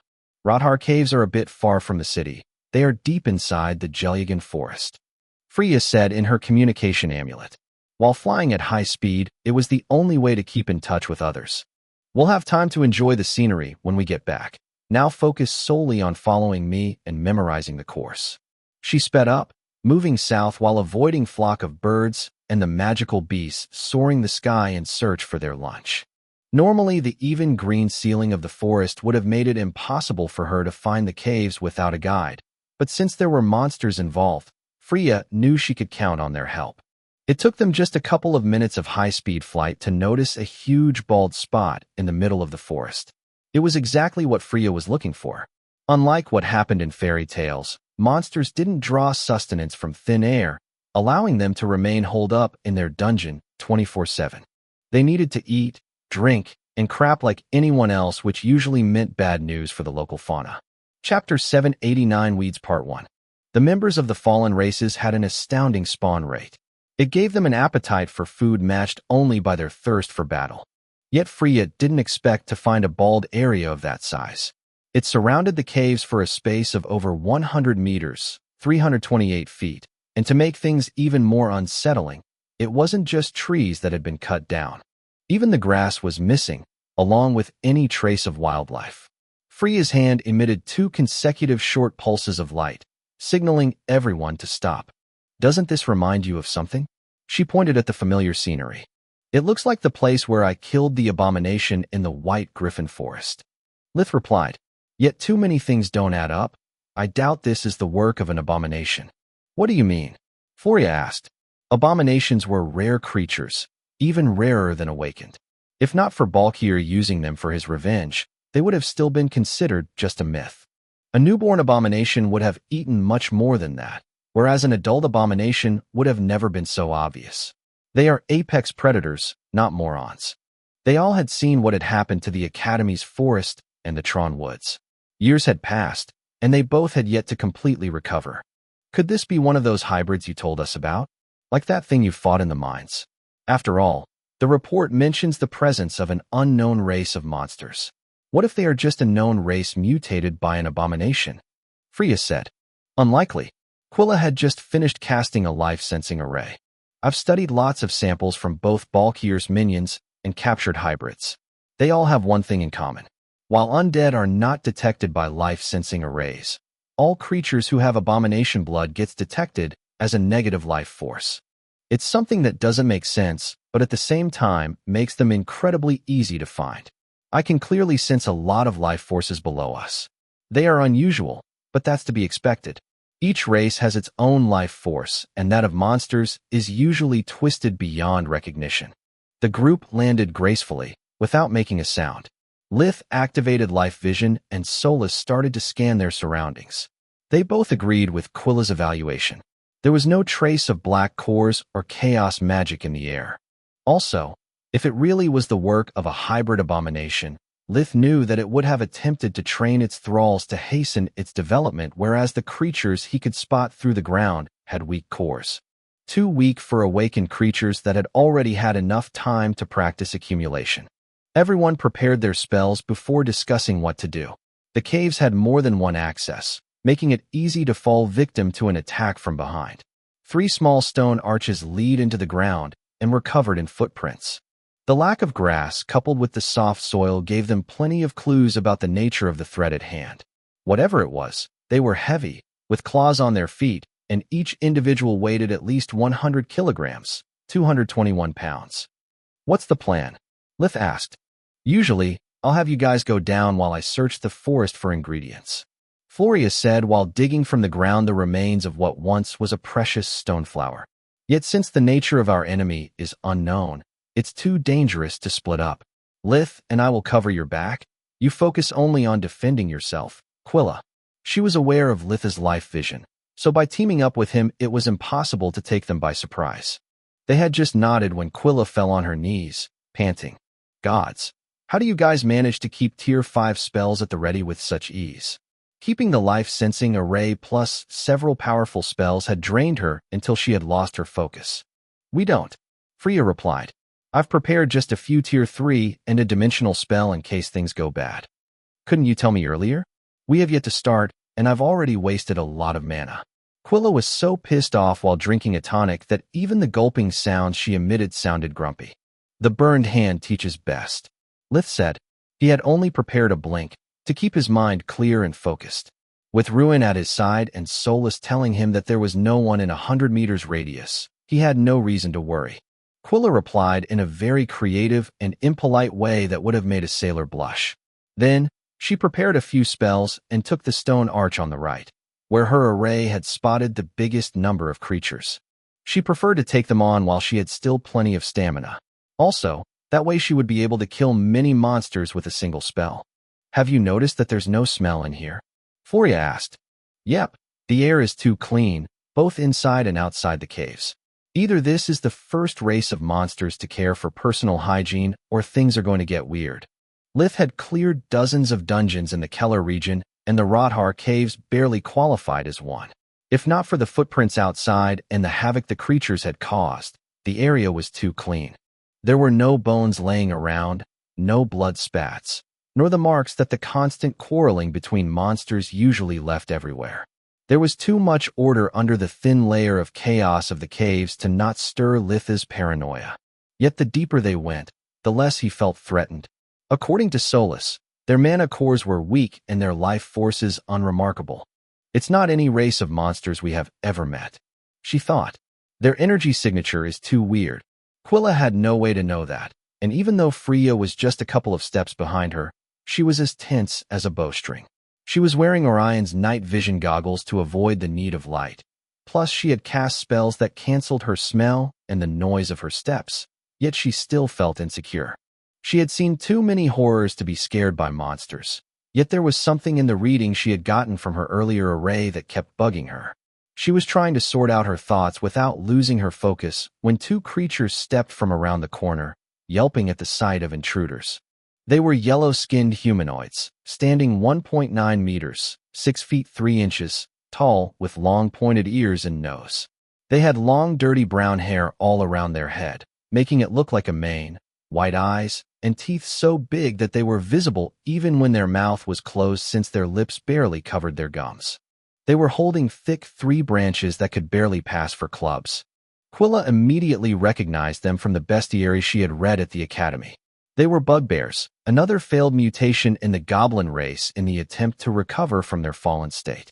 They were bigger and stronger than their forefathers, but also more stupid. They had obtained a greater physical strength in exchange for their magical talents. She didn't have the time to wonder how could anyone had mistaken them for an unknown race when the bugbears screamed their challenge and charged towards her. Chapter 790 Weeds Part 2. She unleashed a simple Tier 3 spell, Windblade, that was supposed to chop off their legs and chests at the same time. Although deep, the wounds opened by her spell turned out to be far from lethal, stopping even before reaching the bones. The bugbears stumbled just for a second before swallowing their pain and resuming the charge. Seriously? A Tier 1 spell? Freya was flabbergasted. It was a tier tree. Quilla rebuked her while unleashing a second windblade, aimed exactly where the first had struck. The air spell managed to cut the bugbear's femoral artery and pierce their lungs, making the creatures drown in their own blood. First, you shouldn't have let them call for reinforcements. Second, there's no way that a Tier 3 didn't kill them on the spot from that distance. Freya spoke as softly as she could, but the annoyance in her voice was unmistakable. I know I messed up, but that's also because of your false information. As for the spells, I swear that I only prepared Tier 3. Quilla was cut short when one of the maces struck Freya's head, sending her sprawling on the floor. Quilla turned around just in time to dodge the one aimed at her. The two bugbears were standing up. The wounds on their bodies were barely visible. Since when do bugbears have regenerative powers? Quilla thought while unleashing the Tier 3 Frostcutter spell. Icicles the size of an arm pierced the creatures' heads and chests, turning them froze solid in the process. This time she also used first magic to alter the ground so that they would fall onto rock spikes that easily penetrated through the frozen meat, destroying the brain and the heart at the same time. Afraid of the bugbears' recovery abilities, this time Quilla cut off their heads before worrying about her sister. Freya? Quilla asked, incapable of making heads or tails of that situation. Her sister was wearing a skinwalker armor, and the mace was just a piece of wood. It wasn't supposed to do her any harm, no matter the amount of strength behind the hit. Lith was amazed as well, but compared to his friend, he had more clues. Quilla was right about everything. Bugbears weren't supposed to regenerate, nor would could harm someone wearing an enchanted armor, let alone one of his making. The problem was that it wasn't wood, and that those weren't bugbears, or at least not completely. The two corpses stood up again, uncaring for the missing heads or the gaping hole where once a heart resided. Undead? Floria asked while unsheathing her sword. No, plants. Lith replied. A split second later, roots and vines filled the empty space in the creature's chest, and a sapling grew out from their necks. Quilla had enough of that madness, so she used the only Tier 5 spell she had at the ready. Volcano was a mix of fire and earth magic that turned the ground below the monsters into molten lava, swallowing them whole. The creatures died in an instant, without the time to emit nothing but the smell of sandalwood incense. What the heck happened? Freya's vision was still blurry, but she was otherwise uninjured. Your information network sucks. Quilla replied while checking that she didn't have a concussion. And you are sloppy, Lith said, throwing the clubs into the still fiery pit. The wood split and germinated into small tendrils that tried to escape death, but the lava turned them into cinders before they could reach the safety of the ceiling. The screeching sounds of agony cleared all doubts about how Freya had been stunned. Those things were not their weapons, but part of their bodies. Once you saw that we are not dealing with bugbears, but with some kind of parasite, you should have disposed of all the wood in sight. What the heck? The three women said in unison. This doesn't make sense. Plants creatures are rare, and I've never heard about them being parasites. I work with them for years at the White Griffin. Some of them are my good friends. Quilla's brain felt as if it was burning. Why would plants damage vegetation, and how the heck did they took over the bugbears? I have no idea.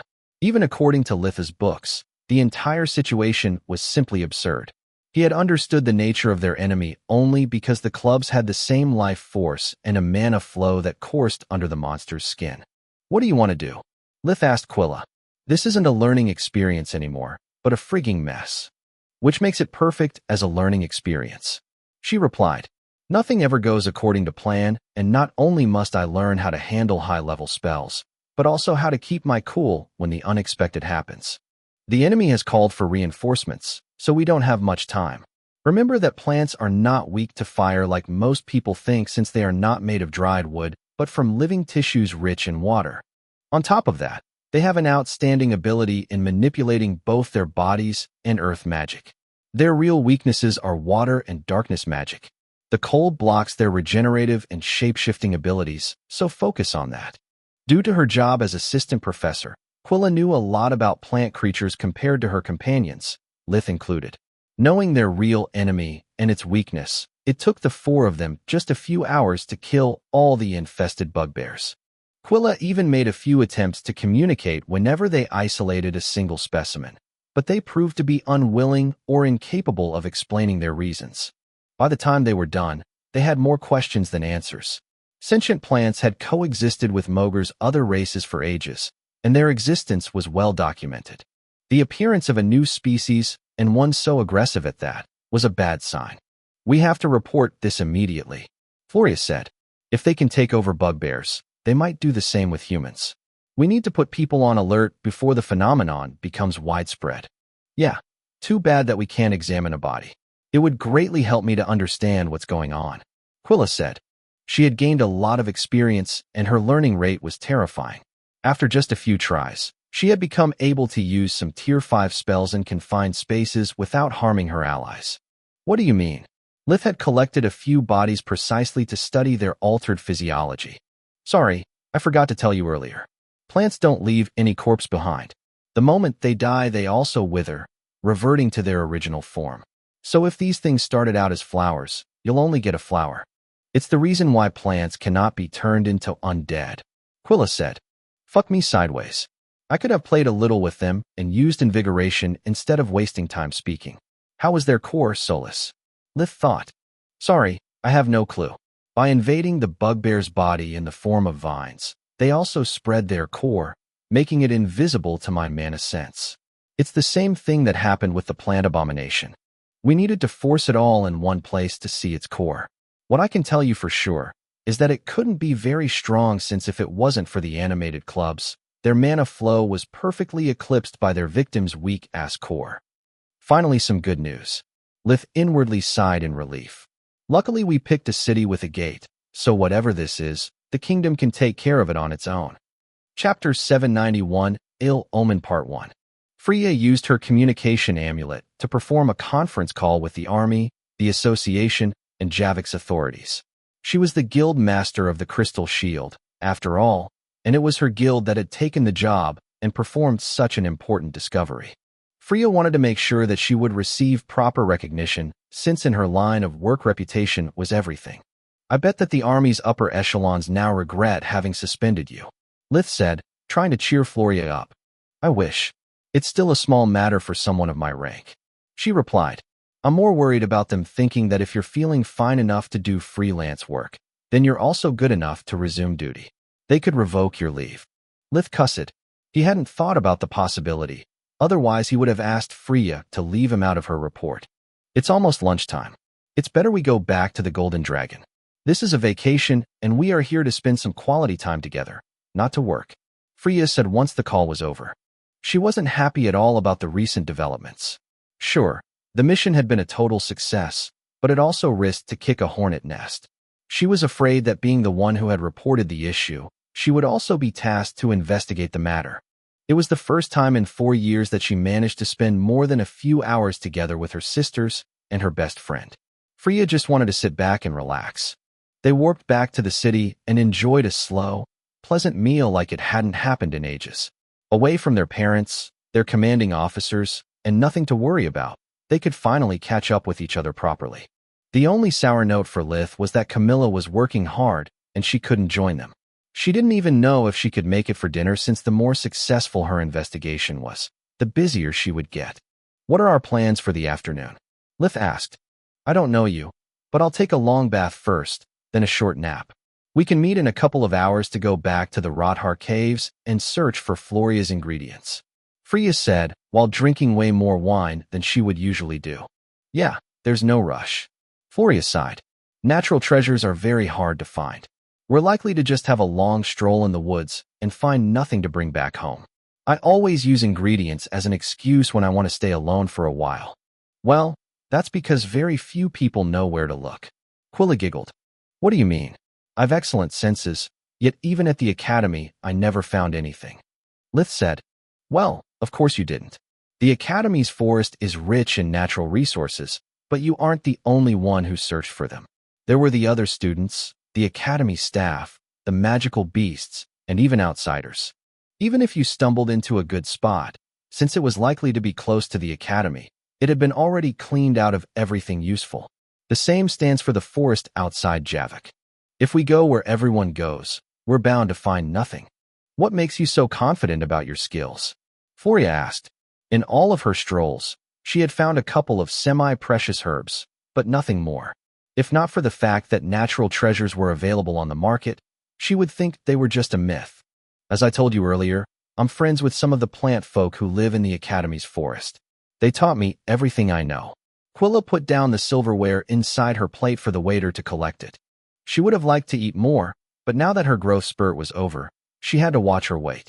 Eating recklessly would now make her grow larger instead of taller. Natural treasures only grow in places abundant with world energy, similar to what happens with mana crystals. If you find a flower still blooming past its season, it's likely to be evolving into a natural treasure. World energy seeps out from the ground, so the most magically talented plants can absorb it along with their nourishment. If they are talented and lucky enough, they can even gain consciousness. Wait, so every time someone picks a natural treasure, they are potentially killing a plant folk? Freya was flabbergasted, looking at the salad in her side dishes with an almost guilty look. Yes, just like every time one eats a chicken, it might have become a powerful magical beast. Quilla shrugged. "Don't sweat it. Plants themselves don't care about it. Who do you think supplies the academy of the most precious ingredients?" They all remembered how the Dryad had given Lith plenty of natural treasures to save her sister, so Quilla's words actually made sense. "Too bad that she gave me top-grade ingredients when I was still an apprentice. I still have to find something worth using them. I can't waste the opportunity of a lifetime for a crappy item. Luckily for me, as long as they are inside my pocket dimension, they can't rot." Lith thought. The fight for survival is gruesome even for plants. It's just that it happens so slowly that us humans don't notice it. Quilla said, "They have to fight among themselves for sunlight, water, and nutrients. Not to mention parasites, fungi, and insects. Some plants even feed upon each other, which even once they evolve makes them psychopaths, at least according to human standards. They are really interesting fellows. Have they ever told you about crystal folks? After all, they follow the same principle. I've always wondered if mana crystals can gain sentience too." Lith asked. "No, they didn't, but I never asked. I don't think it's possible. Plants are alive to start with, whereas crystals are just solidified energy masses. If it was possible, I think miners would have met crystal folks, and we would have studied them at the academy, like all the other races." Quilla replied. Even though it was a logical conclusion, her answer didn't convince Lith. Quilla was unaware of the existence of mana cores, nor she knew that powerful crystals acted exactly like one. There were too many secrets the Griffin Kingdom covered, and the Academy's teachings were incomplete. Undead were considered just monsters, while Faluel had told him that they were full members of the Council. I guess that if sentient crystals were awakened, they would be part of the Council. So either crystals can awaken or they are simply objects. Lith thought. Everyone followed Freya's lead, washing away their fatigue from the morning before taking some well-deserved rest. This is so boring, Lith thought once he was finished bathing. Solus was mind glaring at him just because he was using accumulation and had already prevented him from taking his notes out of their pocket dimension. Rest, not work, she ordered. Camilla's rune was offline, so she wasn't available to talk, leaving him with very few options. Lith spent the rest of the time using accumulation and playing with Solus at the most disparate games while talking about trivial things like their favorite books. He ended up enjoying it, especially once he realized that even though they knew each other so well, because of their mind link, they rarely talked about anything but work. Chapter 792, Ill Omen Part 2. Lith relied too much on their shared feelings and memories to appreciate little things like the sound of Solus's voice, which was getting more human with each passing day from his last breakthrough. Time flew so fast that when Quilla knocked at his door, he almost flinched in surprise. Once they warped back to the Radhar caves, Quilla took the lead of the group and shared her knowledge with them. She didn't make them walk, preferring to fly barely above the tree line and landing from time to check their surroundings. Hero, a Trentling I know, explained to me that the best place to search for natural treasures is where the green is more luscious. We must look for a spot where the flowers have vibrant colors or where there's a spring.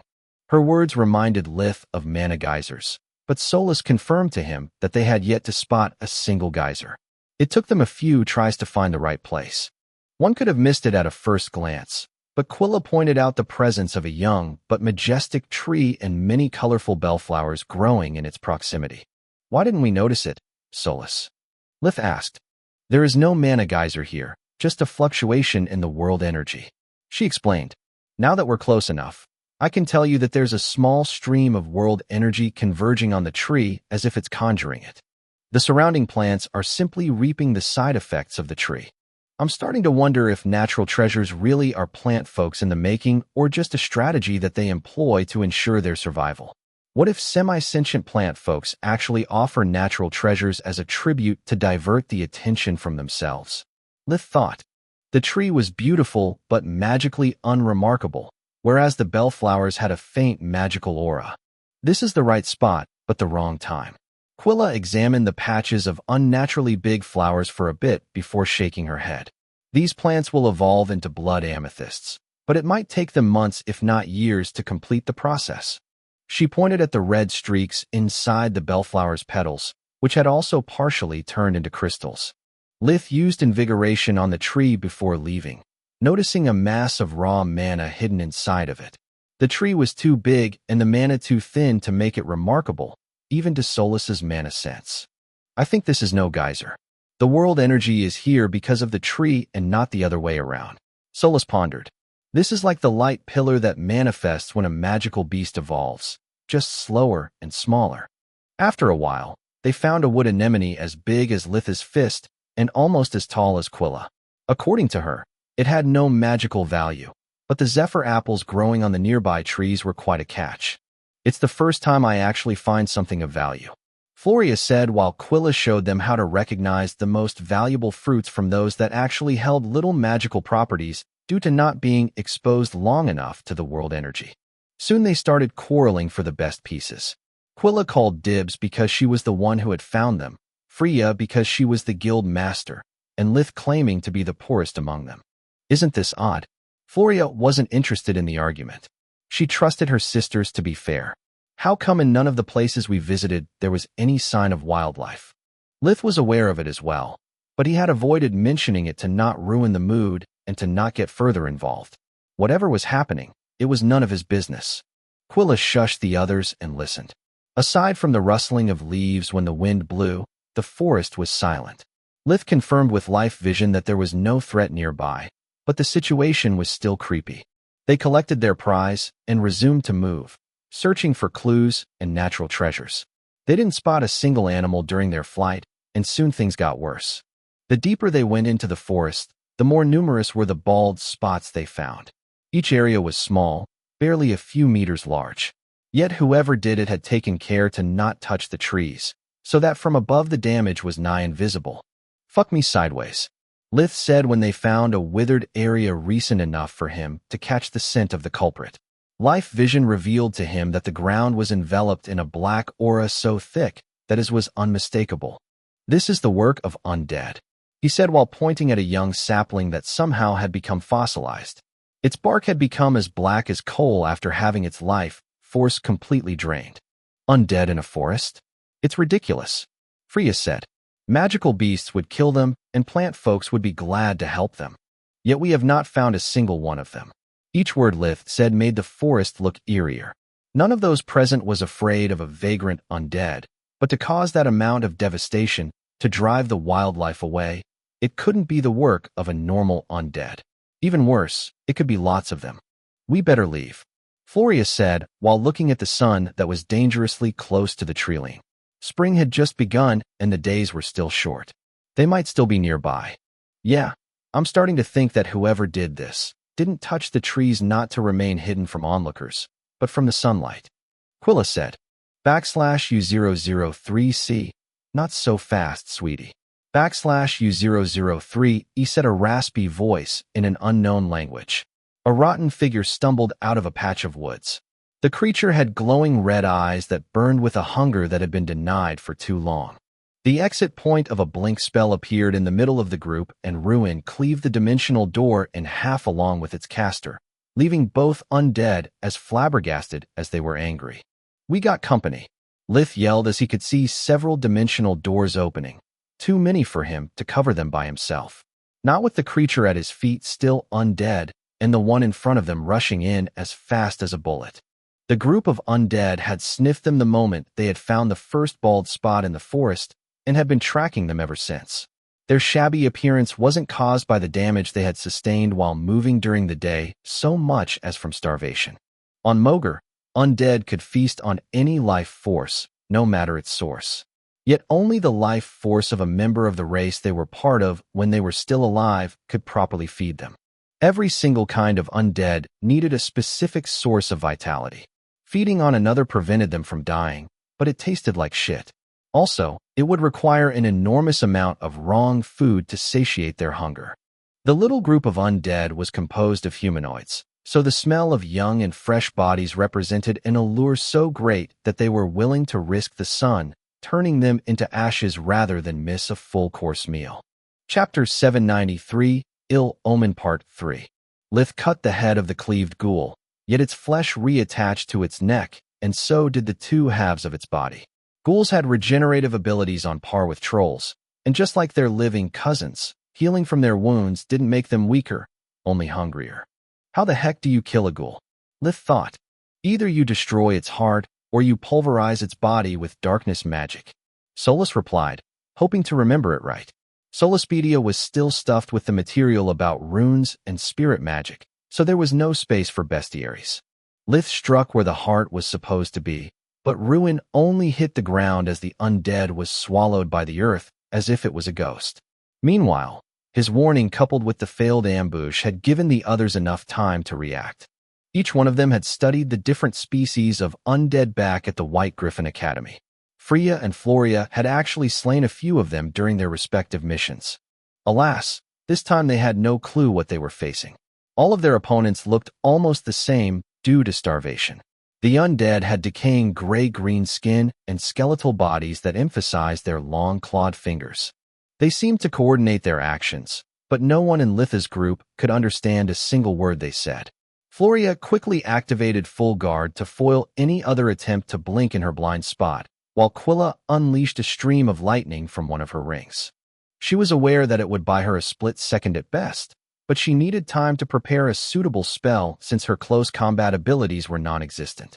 The creature bolting toward them was actually a vampire, but he was so emaciated that only his ability to talk made it possible to distinguish him from a mindless zombie.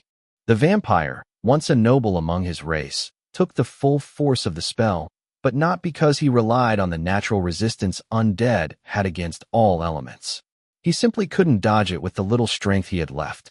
The bolt of lightning made him trip and fall, yet the creature turned the motion into a roll, managing to stand up with inhuman grace without ever slowing down. Freya blinked behind him, stabbing at his heart, while one of her rings released a pulse of darkness magic that blew his chest apart. Darkness magic was the bane of the undead, and the vampire's debilitated state had made him an easy prey for Freya's spell, amplifying its effects. Meanwhile, since the ghoul kept hiding, Lith struck at 2 more undead while infusing ruin with darkness magic. The creatures had spent the last of their energies for the surprise attack, but their plan had failed on all levels. None of their alleged victims had been paralyzed by fear, and Lith could see their bluff for what it was. To Solas's mana sense, their blood cores were almost pitch black, making Lith wonder why they had not succumbed to their hunger and attacked the trees as well. One of the undead fell to its knees as the darkness Lith had injected inside his blade ravaged the little strength it had left, but ruin went through the other one without doing so much of a scratch. The second undead's body dispersed on contact, like a dense cloud of smoke struck by a sudden gust of wind. Lith performed a barrage of quick spells, yet none of them, not even those darkness-based, had any effect on the undead. Its body would just let them through before reassembling itself. Please, tell me that you remember what the heck this is. Lith thought in frustration. A wraith, maybe? Solas shared with him all she remembered, but it wasn't much. They already had to remember hundreds of spells, true and fake, the people they had met, the lies that they had told, and countless other things. Remembering every single creature that existed on Mogar was impossible, especially those they had never met before. Usually Solaspedia would cover that subject, but even though their dimensional library had never stopped expanding over time, the number of tomes they had collected grew even faster. The wraith kept swinging its claws at its prey, avoiding to use magic to not waste precious food, while Lith was forced on the defensive while keeping an eye on the still underground ghoul. Floria's full guard allowed her to keep up with her enemies' inhuman speed, but barely. Even blocking their attacks with her conjured tower shield took all the energy she had. Gods, if it wasn't for my monstrous strength that scared so many of my suitors in the past, the undead would have already overpowered me. Fighting with no potions and defending Quilla at the same time is too much, she thought. Luckily for her, the awakening process that was endangering her life had also removed the biggest impurities in her body and brought them near her core. Ever since she had left her academy, Floria's physical abilities had slowly improved past human limits thanks to her strict training schedule. 3 sudden gusts of wind pushed the undead away, giving Floria's almost numb arms the relief they desperately needed. There was no time to cast big spells, so Quilla's big brain was spinning at top gear to try and find a way to achieve the maximum effect with Tier 3 spells. But unlike Solas, she had to worry about her own life, as well as about Floria's. Those damn trees are too high and the sun is too low to just blow away a few treetops and hope to get enough light to kill them. If only darkness and earth magic weren't so slow. She was barely able to follow the undead with her eyes, and only when Floria blocked their attacks. The rest of the time it was all a blur, making any spell slower than a bolt of lightning just a waste of mana. If only I could understand what the heck they are, I could exploit one of their weaknesses, but these things all look like zombies on drugs. Working in an academy and with Balkier's threat still lingering over her students, Quilla had thoroughly studied the undead race. Yet until they used no spell or special ability, she was in Litha's same boat. On my mark, Floria said, drawing both of her sisters' attention. Mark, the moment the 2 undead charged at her again, she unleashed one of her personal Mage Knight spells, Gravity Blast. Like Blast Guard, it generated a small flaming sphere that affected everything in her surroundings except for the space within a meter, 3.3 feet, from her body. By mixing Tier 0 gravity magic with it, however, the spell would also lower the weight of all those in its area of effect, sending them flying like leaves. Normal mages wouldn't develop such spells, since they could just blink to safety, whereas a Mage Knight's duty was to protect their allies and to create openings for them to attack. The explosion caused an updraft that lifted the undead from the ground, taking away their mobility. Quilla shot all the darkness spells she had prepared against one of them, leaving the others to Freya. Unfortunately, the creature just blinked behind Floria's back, who only managed to avoid a fatal injury thanks to full guard and her orichalcum armor. Freya activated her rapier's enchantments and went for the kill. Chapter 794, Ill Omen Part 4. The third undead snarled and blinked as well, only to discover that aside from its coordinates, nothing had changed. Master of Space, jackass. Freya thought while her weapon easily pierced through the enemy's tough skin and released a blast of darkness magic. She had used one of her personal spells, Lock. Unlike normal dimensional magic, it didn't lock on spatial coordinates, but on energy signatures, allowing her to follow her mark and making blink useless. The creature was stronger than the others, so even though it had suffered quite some damage, it was still able to fight. Yet all Freya had to do was pump more mana into Dreadnought to release one energy blast after another until the undead started to turn into ashes. Orion had enchanted the rapier so that it could emit all the 6 elements, even light, so to give his daughter the greatest versatility in battle. She could even use it to heal her allies or to stab and heal her target at the same time, so to more easily capture them alive. Floria's failed attack gave Lith an idea. He blinked away to buy himself enough time to weave a simple spell. Then, when the wraith was upon him again, Lith slashed at the creature so fast that all of its body became immaterial at once. Lith smirked as a Tier 2 vortex erupted from his left hand, sucking in the smoke while it shot upwards, quickly reaching above the treetops. The remaining sunlight was weak, but more than enough to make short work of the still ethereal undead. The black smoke was set ablaze, and an inhuman scream of pain accompanied its demise. Now, where's that ghoul? He thought. Now that 2 of her opponents were gone, Floria could finally focus on the offense. Her conjured tower shield blocked all the incoming attacks and limited the enemy's field of vision while her Estoc was getting closer to its target at every exchange. Her left hand was free to cast the hand signs for one Mage Knight spell after the other, coordinating sword and magic to pressure her enemy, as if it was fighting 2 against 1. The undead shot a ray of concentred darkness magic at point-blank range, exploiting its superior speed, but the shield stopped the spell with ease while the Estoc almost took away the undead's life. Its instincts warned the creature to not let the blade touch it. While dodging the lunge, the undead stepped on a small wisp of light that exploded with enough power to blast away its foot.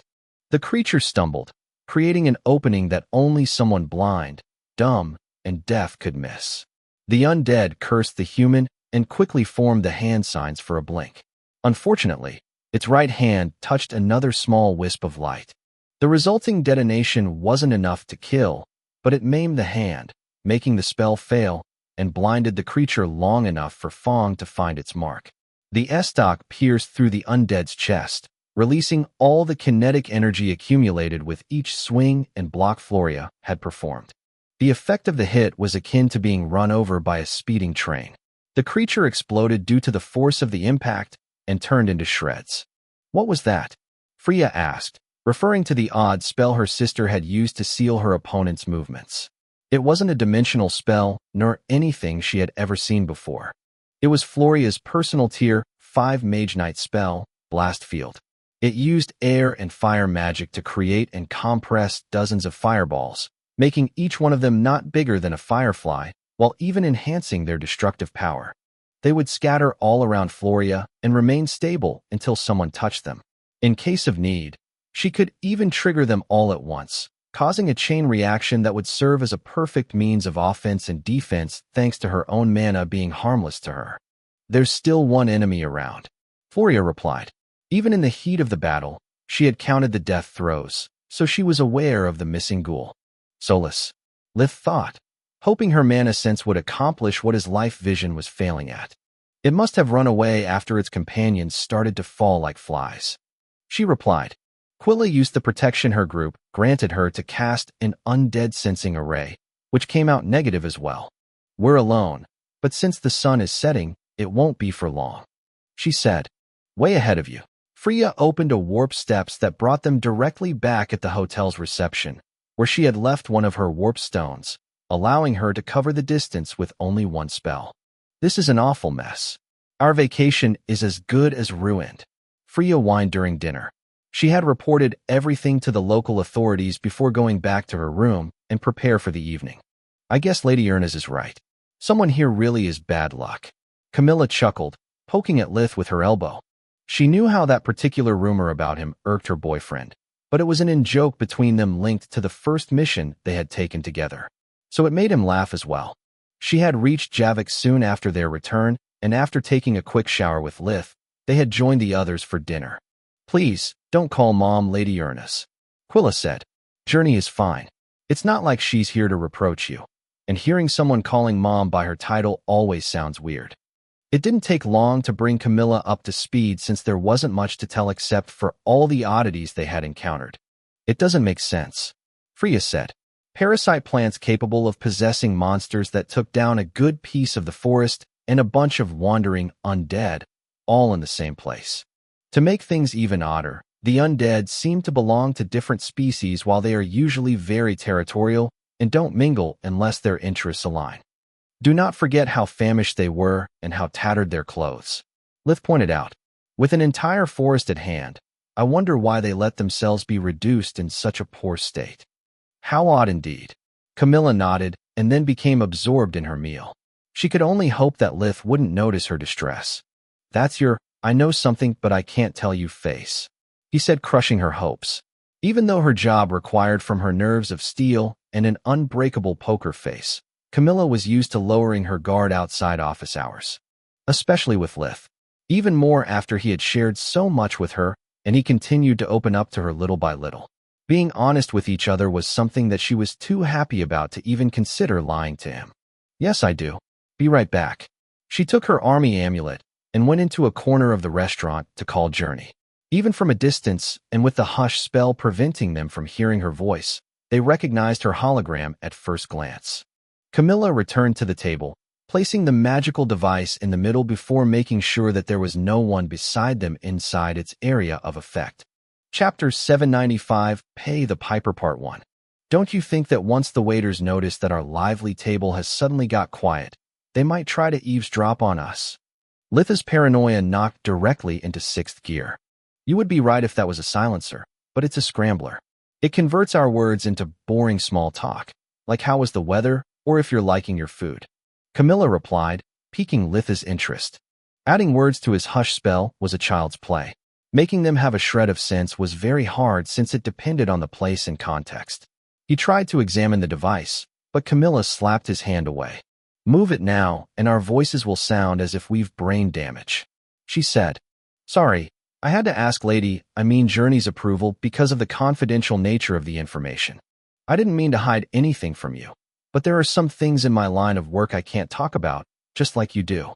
Camilla took Litha's hand, looking him in the eyes to show him her sincerity. "Please, brace yourself and remember that nothing I'm about to say has to ever be discussed in the presence of witnesses." She then looked at each one of the Ernas in turn to let them understand how serious she was. Once they all had nodded, she took a deep breath before speaking. Camilla herself had a hard time accepting the truth she was about to share. As you probably know, the Garland continent where we live is not the only one on Mogar. The other continents our kingdom has been historically more involved with are the Giera on the west and the Verendi on the south. There were actually more, but that wasn't a geography lesson. Those were the only two continents close enough to Garland to represent a threat. Or at least they were in the past, before Silverwing's legacy and the development of Tier 5 magic had made dimensional magic reality and naval warfare obsolete. Dimensional magic made sending reinforcements so fast that any invasion was bound to fail before an army could even land, while war mages could conjure such destruction from a safe distance that any ship would sink without a chance to retaliate. Well, let's just say that now all the three great countries are busy making plans to safely colonize Giera without messing with each other. Too much, at least. Sabotage, fake information, are to be expected, no matter how well diplomacy works. Hold that thought. Freya had dropped her fork in surprise, staining her clothes for a second or two before the skinwalker armor destroyed the traces of sauce with a controlled pulse of darkness magic. What do you mean safely? She had already connected the dots, but the thought of the image that would appear was too horrifying. Camilla took another deep breath before saying, "The human race has disappeared from the Giera continent. It has become a literal no man's land." She took a pause to let the news sink. The thought that more than 500 million people were no more plunged the table into a shocked silence. "Seconds, please. Or at least most of it." Lith couldn't care less about people he didn't know. His only worry was to eat to his heart content and put all the money he was wasting in the luxury hotel bill to good use. Seriously? Camilla looked at him disapprovingly while the waiter took away the empty dish, replacing it with a new one. Being honest was one thing. Being tactless was another. Seriously, believe it or not, murder attempts on my person make me work quite an appetite, Lith said. Camilla was about to rebuke him, but a quick peck on her mouth caused her enough embarrassment to defuse her anger. That's terrible, but I still don't see how this is relevant to our vacation, Freya said. Don't you see? Quilla had become pale as a ghost. No humans means no food. The undead of the Giera continent are mass migrating to our continent to survive. That's why the undead spoke gibberish. It wasn't a dead language, but a foreign one. Nailed it in one, Camilla said. Actually, they are migrating everywhere, even to the Verendi continent. It's not just your vacation that's affected, it's happening in all the 3 great countries. Only some of them have received asylum from the undead courts, while most of the others are desperately looking for a place to live and, more importantly, a stable source of food. Local undead are far from welcoming, since newcomers not only might cause a monster hunt, but there also are too many of them to not upset the balance. Each human settlement in the kingdom risks doubling its undead population.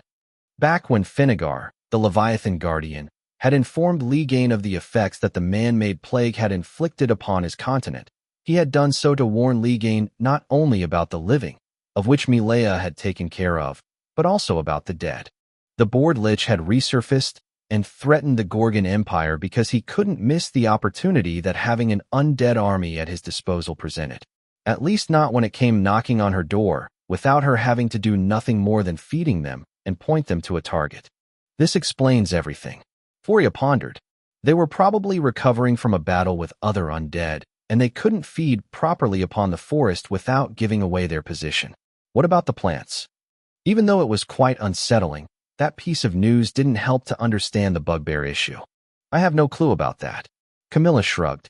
I could ask around, but that would mean getting involved. All the news about Giera is a state secret to prevent panic to spread among the population.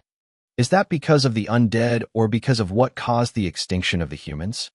Lith asked, almost certain to already know the answer. Both. According to our ambassadors in the Empire, it was some sort of plague.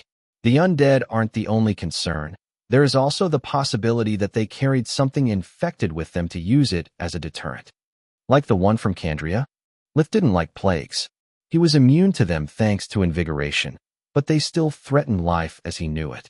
Worse, Candria's plague was developed with the aim to conquer, so it didn't kill fast, and the area was quarantined quickly. This one was designed as a weapon of mass destruction and was released on a large scale. Wait, ambassadors and not spies. Quilla had no clue how the Empire could know so much, even less about why they willingly shared such information. Yes, the Empress warned us on time and even provided us with the cure. Otherwise, our colonization plan wouldn't have even started, nor would we be in such friendly terms for sharing Giera. Don't ask me why she did it. She's either the kindest or the shrewdest person alive. Both Camilla's hypotheses were wrong. The plague was of magical nature, so no vaccine could be synthesized, only a cure. If the plague spread without her neighbors knowing about its existence, every single traveler would be a ticking bomb. Moreover, to plan her invasion of Giera, she needed a cure. Ligain had accepted to help her, but only at the condition that it would be shared. Chapter 796, Pay the Piper Part 2. Melia had promptly accepted, not only because she had many friends in all the 3 great countries, but also for her own survival. If the kingdom and the desert disappeared, undead and abominations from 2 entire continents would have only one source of food.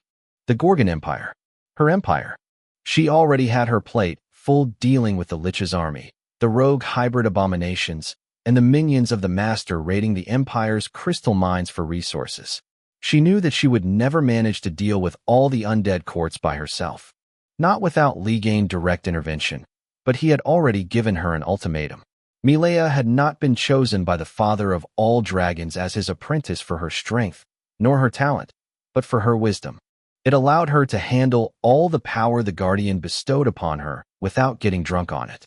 Camilla clicked on the holographic pad of her army amulet, showing to the healers in the group the spell for the cure. What looked like just a bunch of gibberish to a layman was actually a description of how the Giera's plague worked and how to counter it. Each magic word and sign was a command with a specific effect, just like a line of code while programming a software. An expert healer could never be fooled into using a harmful spell because they knew what every one of their actions would cause. Good gods, Quilla blurted out. This thing is real. Thanks for showing us, Camilla. It was the least I could do. If the undead you met really came from the Giera continent, then there is a risk of infection. Now enough with work, please. This is my free time, and I would like to enjoy it instead of worrying. Do we have plans? They already had dessert, yet no one but Lith had appreciated its taste. Bad news aside, our day has been pretty light, and we've already rested a bit. Freya said, I was thinking about touring Javik on foot, maybe visiting the market. Do you guys feel like it, or are you too tired? Of course we're up for some evening shopping. The motion was unanimously approved, making Lith almost choke on his last spoonful. Shopping was his nemesis. It implied walking for hours, looking at goods he didn't care for, giving opinions that would be required but not listened to, and lastly spending money. He was about to make up an excuse to avoid the impending torture when his eyes fell on Camilla. She was beaming with joy, not for the shopping, but at the idea of spending some time together. Between Kulla, his research, and all of his plotting, it had been too long since the last time they had done something together outside the bedroom. So he smiled her back and sucked it up. Unlike the cities in the north who followed the rising and setting of the sun, Javik was sleepless. The shops were still open and the streets bustling with people. Luckily for Lith, the market proved to be interesting even for him. The stores weren't grouped up based on their products, so he could find a magical shop right beside a bag shop. He and Solus checked everywhere, hoping to find some forgotten artifact among the common goods, but with no luck. Bookstores, instead, were a nice surprise. He found some old runes dictionaries for wardens that had likely been thrown away from an academy due to being obsolete, and even a few books with a faint magical aura. The former would help him with updating the spells from Huriel's Forge Mastering booklet, while the latter was a gamble he could afford. Don't leave Camilla alone. Pay her some attention, damn it. Sola scolded him. Lith had been so engrossed in his findings that even though they were just a few meters away, it was like they were on different planets. Lith inwardly scolded himself as well and followed Solus' advice. Camilla's mood improved even more when instead of monosyllabic words he started to use a proper phrasing to express his opinions, and soon, while browsing through the store, she started to unburden herself with him about her day. She had dreamed all her life becoming a royal constable, yet now she was second-guessing her career choice. It wasn't the long hours or the heavy responsibilities that troubled her so much as all the horrible things she had to witness on a daily basis. As a handler and a data analyst, she was used to reading reports about the most heinous crimes, but seeing them with her own eyes, having to deal with the human-faced monsters who committed them was eating at her. There was nothing Lith could do about it, nor she was asking for him to fix her problems. It was her life and her choice to make.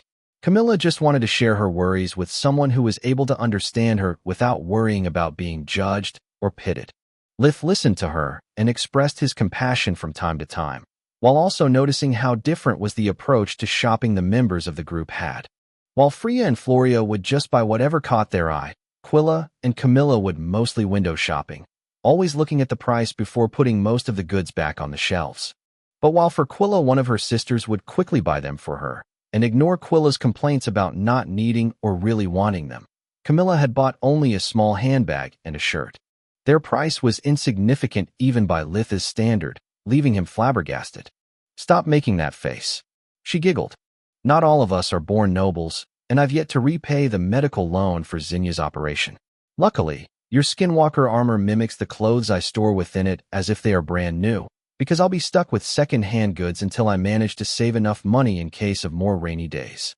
Lith didn't know whether to find more disheartening the fact that she could smile while saying such a thing, or that he had never noticed until that moment that she always wore the same things.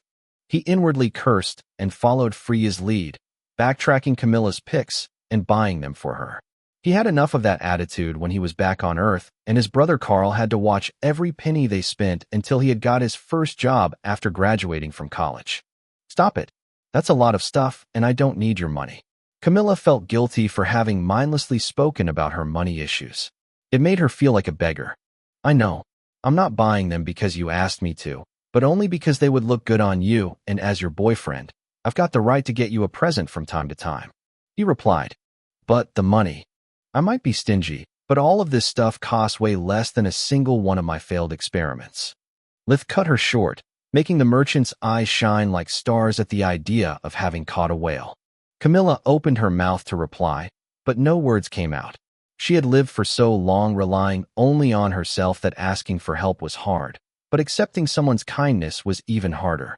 Thank you, she said while hugging him.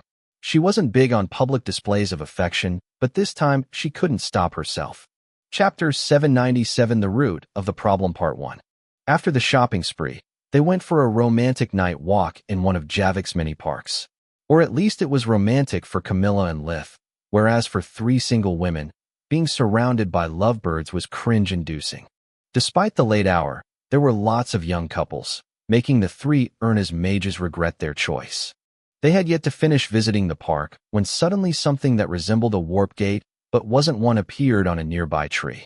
Lyda the Dryad come out of it, extending her arms towards Quilla. Quilla, sweetie, you're really playing hard to get, she said while closing into her mark. Good gods. Help me, Floria. Quilla promptly hid behind her sister's wide back.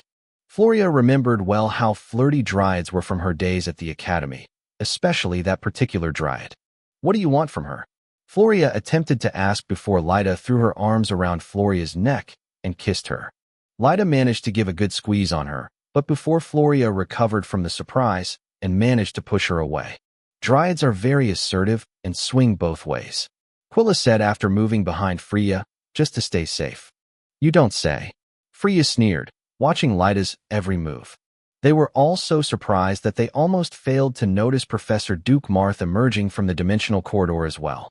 He was a man in his mid-40s, about 1.78 meters, 5 feet 10 inches, tall, with thick blonde hair.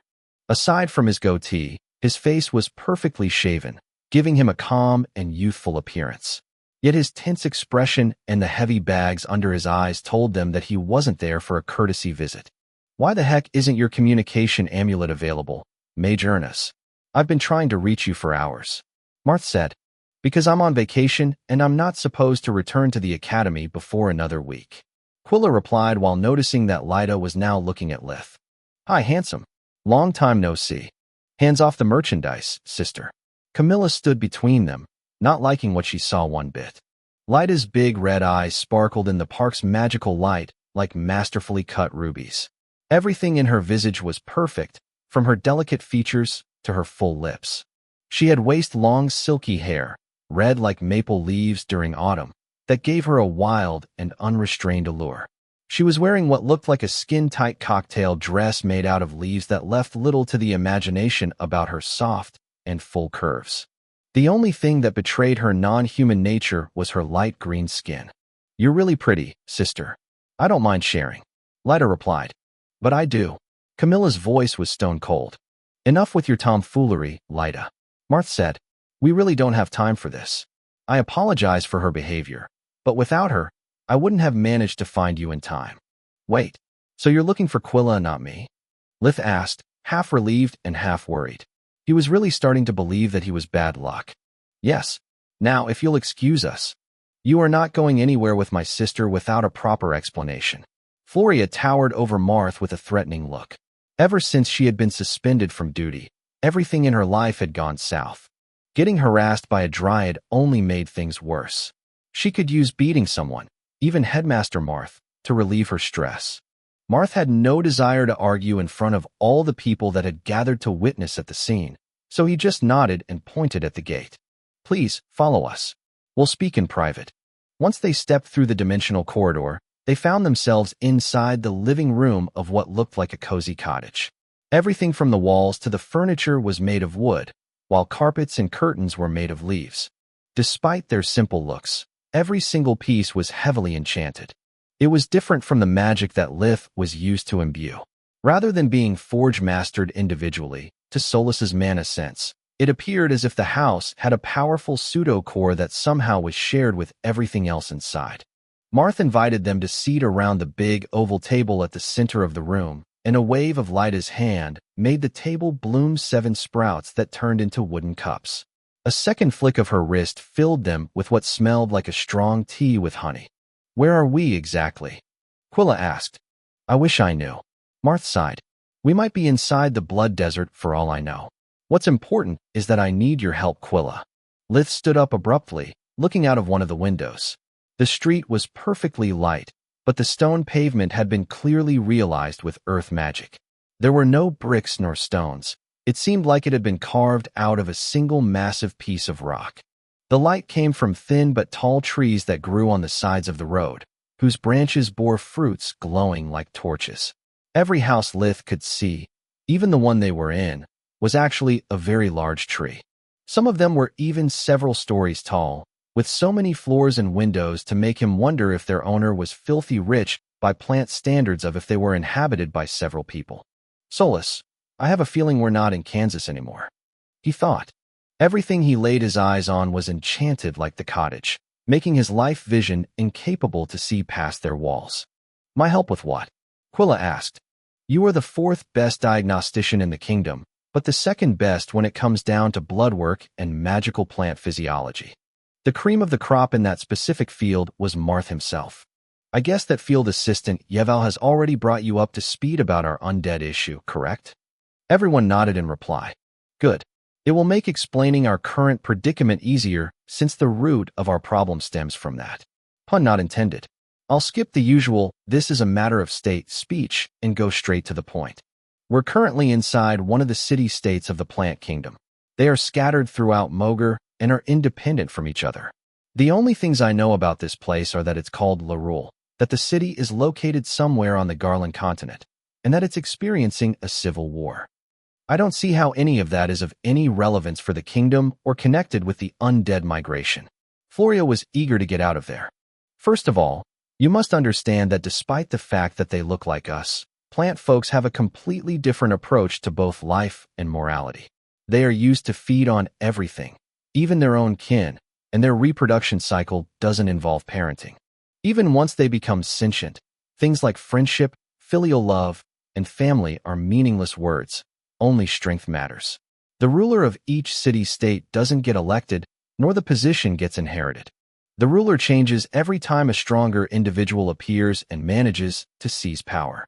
Its current leader, Lean-In the Titania, has long since established a friendly relationship with the kingdom, whereas her current rival, Erlich the Draugr Treant, wants to turn Lorule into a safe haven for his fellow undead. Chapter 798, The Root of the Problem, Part 2. None of the 3 great countries can allow the undead courts to have such a stable foothold, not with the current migration of undead both boosting their numbers and resources. If Erlich gets his hands on the Plant's Gate network, he will achieve a high seat in the courts, and in turn the courts will become able to travel Garland without restrictions, something that so far we managed to prevent. Draugr Treant, Quilla said. "I thought that plants couldn't be turned into undead." "That's only part of the truth," Lyda said. "Unlike you fleshlings, our bond with life is so strong that undeath can't reach us unless we wish so. For the same reason, those of us who choose to give up on life are scorned and expelled from our society. Yet our law only applies to those too weak to face its enforcers. By defeating Leannon's constables, Erlich has gained the right to defy her law and challenge her rule." An eerie silence fell in the room. The rumors about the Lich ravaging the Empire were already bad. No one had any idea how the Empress managed to hold her own alone against such an ancient and powerful being, nor they wanted the phenomenon to spread. Undead claiming the land of the living would mean having all races being raised as cattle to feed an ever-growing horde of living corpses. "Okay, the situation is dire, but I don't understand why you are here instead of the army or the Spellbreakers, Headmaster Marth, nor how Quilla can help you." Lith said. "She's working hard to learn Tier 5 magic, but she's far from being a battle mage. Not to mention that you shouldn't even be aware of this. Lith, even though the outcome of Lorule's internal strife will affect the kingdom, the city isn't part of it. We don't meddle with other states' affairs, nor we can afford wasting manpower while dealing with the invasion of undead and preparing to colonize Giera." Marth explained. I'm not here as a fighter, but as a healer. As Lyda has just told you, plants value strength above all. If Lin needed the help of humans to keep her throne, her subjects would deem her as weak, as unworthy, giving Erlich the victory by default. This is an all-out war, and Erlich is abiding by the plant folk code of honor just enough to not lose his right of conquest. In other words, he's bending the rules as much as he can. Erlich knows that he can't beat Lianen's army, since only plants can take part in the conflict, and undead plants are too few to win the battle. So, he devised a way to grow the numbers of his followers without breaking the rules. He has engineered Giera's plague so that it now affects only plants, but it doesn't kill them. It just partially turns them into undead. Yet since innocent citizens are being turned against their will, Linan could ask the 3 great countries for help. Not against Erlich, but against the disease. Due to their extraordinary regenerative abilities, plant folks usually don't need healers, so they know little about light magic. The kingdom sent me here because I'm both a healer and a spellbreaker. If necessary, I can covertly help Linan and defend myself in case Erlich plays dirty. Moreover, I need Quilla's help because she's the most brilliant mind of her generation and, unlike you, she knows very well plant folks' biology. I'm flattered by your offer, Headmaster, but why me? Quilla asked. Professor Manohar is the most brilliant mind of this century, and even though he knows nothing about plant folks, you could easily bring him up to speed. Quilla suddenly realized that maybe Manohar was already there. Maybe the legendary god of healing had finally hit a wall he wasn't able to overcome. You're right. Marth sighed. Gods, I hate that man so much. Here's what happened. White Griffin Academy's forest, 2 weeks before. Tired of Manohar's unreliability, the queen had the royal forge masters create an ankle bracelet for him. It couldn't be removed without Marth's external help, and also prevented the mad professor from using dimensional and flight magic, making it impossible for him to escape again. Just to be on the safe side, it also contained a locator spell that allowed the royals to always know his position. Manohar had thrown more than a tantrum against such unfair treatment, saying that the artifact violated his civil rights. Only showing him the list of his crimes for which he was still on parole managed to shut him up. Manohar had been forced to perform his duty as a professor and as a healer, even doing rounds with the students.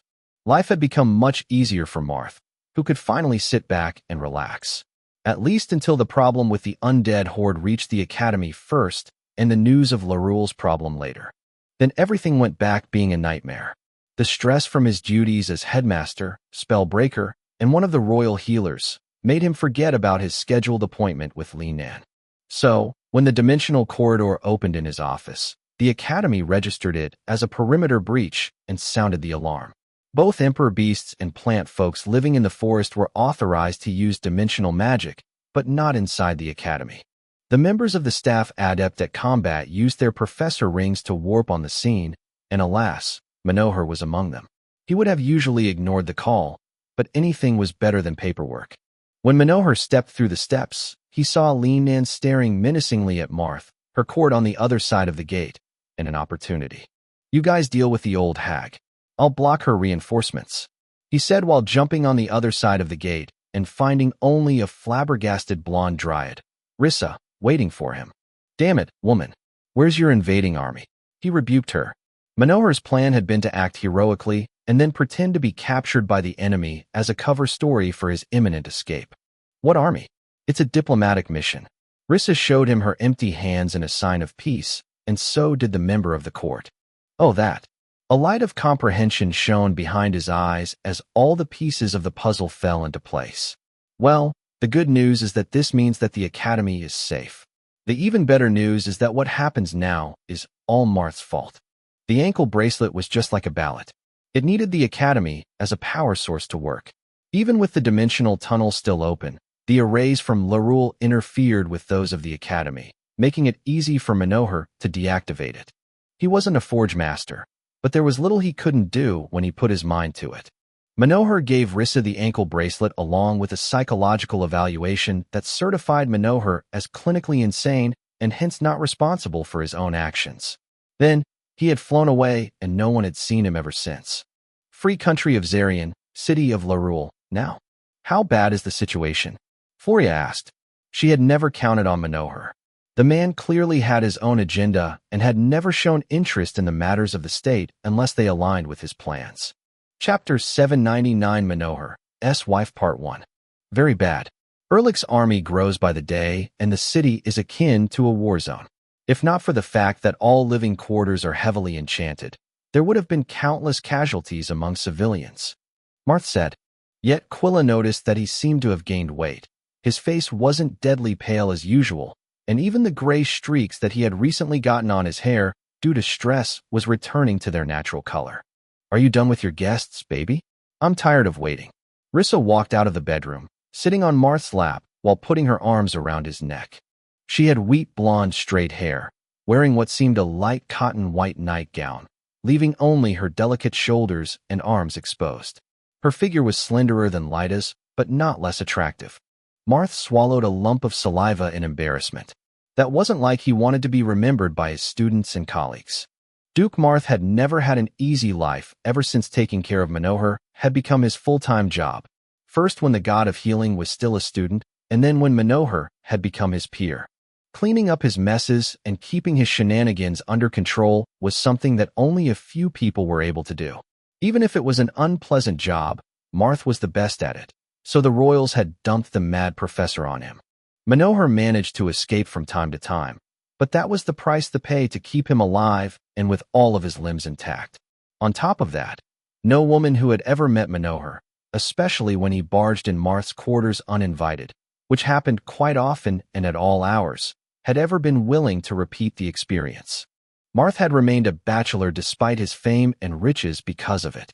No noble family wanted to share the table with a man whose best friend put potions in the drinks to use guests as test subjects on a regular basis. The headmaster's reputation was so poor that in the academic circles he was referred to as Manohar's wife. Back when Linjos was still alive, at least they shared the burden and the responsibility, but after Marth's predecessor passing away, everything now rested on his shoulders, to the point that he had been forced to abandon his magical research completely. Being back on the field, away from all of his duties as headmaster, and not having to worry about Manohar anymore, was the closest thing to a vacation he had experienced in over 20 years. So when Rissa had made her move on him, the headmaster didn't think twice before accepting. It was finally time for Marth to experience the springtime of his youth after entrusting the title of headmaster to Vaster. Now, he was one of the most powerful and influential men in the entire Griffin Kingdom. Vaster had coveted the position of headmaster for a long time, yet now that he had achieved it, he was cursing the gods for fulfilling his wish. Supervising the search for Manohar, taking care of all paperwork for the academy, supervising the light magic department, all while keeping the students of the White Griffin safe from both internal and external threats, was driving him to the grave. The normally round professor didn't sleep more than 1 hour per night, had lost several kilograms, and the number of his wrinkles had doubled since Manohar had left him in charge. Curse you, Linjos. He would scream in the middle of the night. You always made it look so easy. If Marth doesn't get back soon, either the queen or the stress will kill me. Meanwhile, in Laurel, Marth tried to make Rissa stand up and failed miserably, having to endure the chuckles of his students. I see that you've taken a heart to create deep bonds between the kingdom and Laurel, Lith said, but I'd still like for you to explain how creating such disease can help Erlich's cause. Undead, alive, or in between, its victims should retain their personality. Hence both the infected and the still healthy plant folks should resent him. You might be strong, but you really are stupid. Rissa didn't like someone ruining her fun. How many times do we have to tell you that our kin values strength above everything? Do you have any idea how hard it is to evolve?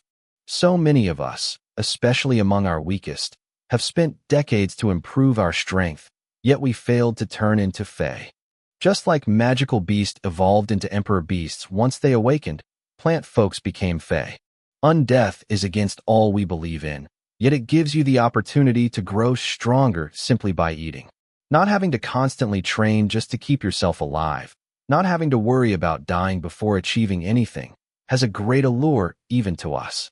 The problem is that most of those who become partially turned into undead become so drunk in their newfound powers and abilities that they ask Erlich to complete the process of their own volition.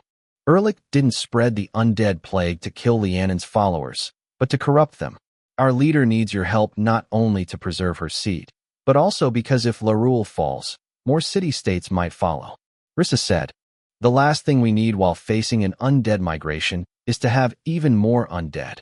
Marth said to highlight the kingdom's interest in the matter. And they sent you because whatever this is, it uses the bloodstream as a means to spread the disease. Quilla was aware that plant folks' real bodies had no internal organs. Their resemblance to the human race was merely appearance. Exactly, Marth said while trying to stop Rissa from cuddling him in front of the others. Quilla then told Marth about the plants infesting the bugbears and the damage they had caused to the Radhar caves. Damn, things are even worse than I thought. Marth replied, what you are describing might be another strain of Erlich's plague. Plant folks are few in number, and not all those he infects fall for his bait. He must be trying to use monsters as test subjects to try and turn the members of other races into undead plants as well. If my hypothesis is correct and his experiment succeeds, conquering the other city-states will be child's play. Every one of those present cursed at their bad luck. They were supposed to be on vacation, but with all that was at stake, refusing to help might have led to terrible consequences. They all remembered the fear Kandria's plague had struck in the hearts of all the citizens of the kingdom, how a good chunk of its region had become a mass grave.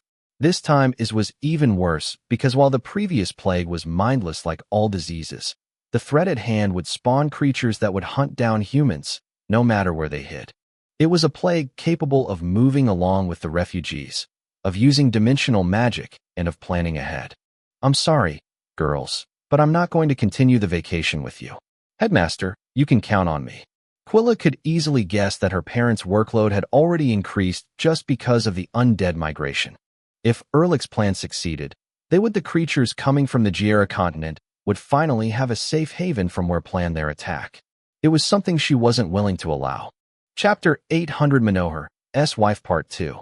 Moreover, if the undead courts became able to freely move throughout Garland, they would overcome their biggest limitation that until that moment had prevented them from being a real threat to the living. Most undead couldn't move during the day, and some couldn't even leave their death place for long. The kingdom's gate system security made it impossible for them to use it without getting discovered, and establishing one of their own was impossible to them.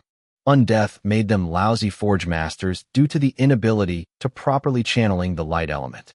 Creating a gate, carving it with runes, and infusing it with a spell powerful enough to bend space through hundreds of kilometers of distance was more than any of them could do. Their only hope was to get their hands on a pre-existing one. After hearing Quilla's answer, Marth inwardly sighed in relief. He couldn't order her anything, and when he had tried to contact Journey, she had refused to tell him about her daughter's whereabouts. Quilla has just returned from the living nightmare Kulla was, and she is yet to fully recover from her trauma of being the victim of a slave ring. She has already sacrificed plenty enough for the kingdom. I will not allow you to bring her to a war zone. Had been Journey's parting words with Marth, and her tone had left no space for discussion, not if Marth liked his head where it was. Is there anything we can do to help? Floria asked. With all due respect, Headmaster, I can't entrust my sister's safety to a bunch of strangers, especially when they are a bunch of weirdos. If it is of any consolation, we are not here alone. Both the Blood Desert and the Gorgon Empire have sent their best healers to find a cure as soon as possible. Marth said, the research teams have details from both our respective countries and Larul. So far, things have gone smoothly. Yeah, but that's only because you're nowhere near finding a cure, Freya said. Otherwise you wouldn't risk asking for Quilla's help. Only once you get a hold of the problem will the real fight begin. I'm with Florio on this. It wouldn't be a vacation spending my time worried for Quilla every second of the day anyway. Lith inwardly cursed, and after asking to use the bathroom, he set up all of the necessary protections to make a call.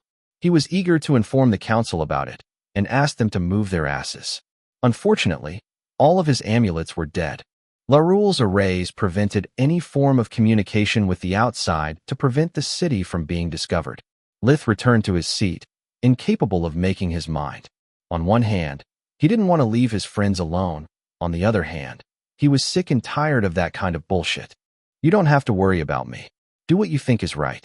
Camilla took his hand, mistaking Lith's silence for guilt because he was about to go away again. This is bigger than you and me.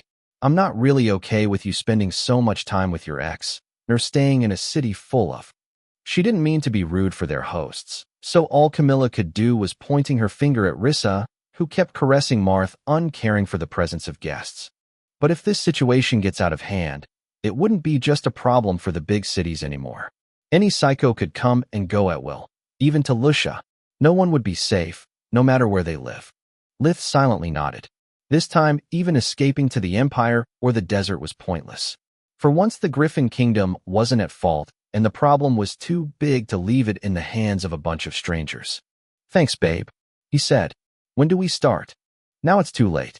I'll have Lyda bring you back to Javik and pick you up at the same spot at dawn tomorrow. By then your accommodations should be ready. Before meeting them, Marth had no idea they were all together, hence he had only prepared a room for Quilla. To host so many people, they had to change location to a bigger tree. Magical or not, to grow them took time, and they could use all the help they could get. Back to the Golden Dragon Hotel, everyone went straight to their amulets. The girls had to speak with their parents, Camilla with her commanding officers, and Lith with a thumb. The problem would involve mostly the human civilization since beasts didn't have cities of their own, or so he thought, hence dealing with it was a matter for the Human Council. Athung picked up almost immediately, curious to learn why one of the hottest topics in the awakened community needed her help. After Faluel the Hydra had verbally kicked Ragu's ass, the Human Council and the Beast Council were at odds for the lack of respect that the Hydra had shown. This is all old news, Athung said once Lith had finished ranting. The Council doesn't bother with humans' affairs. We have nothing to gain, nor to be afraid of. Quite the contrary. Giera has been a stroke of luck for its awakened. Now all the resources belong to them. They managed to put their hands on most the magical legacies of the fake mages, and what's amazing is that they can finally live in the open. The only inhabited cities are now populated either by awakened or beasts. We consider it a great opportunity to see if having a country of our own can work and how we can get along with non-awakened beasts. We are even considering to claim Giera for ourselves if everything goes well. You knew about the plague, and you didn't do anything about it. Lith was flabbergasted. That was a level of douchebaggery beyond even him. Of course we knew, and so did the Guardians. Humans aren't children that you can guide by the hand. We have tried and failed countless times. Sure, we could kill the king and those who had researched the plague, but what about the other states? They were researching magical weapons of their own as well. If we killed everyone involved in that kind of research, the void of power would have triggered wars that would have lasted decades and exposed our existence. Why should we risk our lives, our safety, for people who would burn us at the stake or experiment on us like rats to steal our secrets? We awakened may be assholes, but at least we have rules and we abide by them. Humans, instead, are greedy for power and never think about the consequences of their actions. They made their choice and paid for it. We can only hope that the Garland continent will learn from their mistakes. The local guardian did everything he could. You can't stop an idea with violence. Only try to prove it wrong, and that's what he did together with the other guardians. They warned the humans, but they didn't listen. The guardians even caused a small outbreak before the plague was unleashed, hoping that humans would realize the immense risks such a madness carried. They buried their dead and moved on as if nothing had happened. For the greater good, they said. For once, they were right. To us awakened, it was a great deal of good. Athung smirked.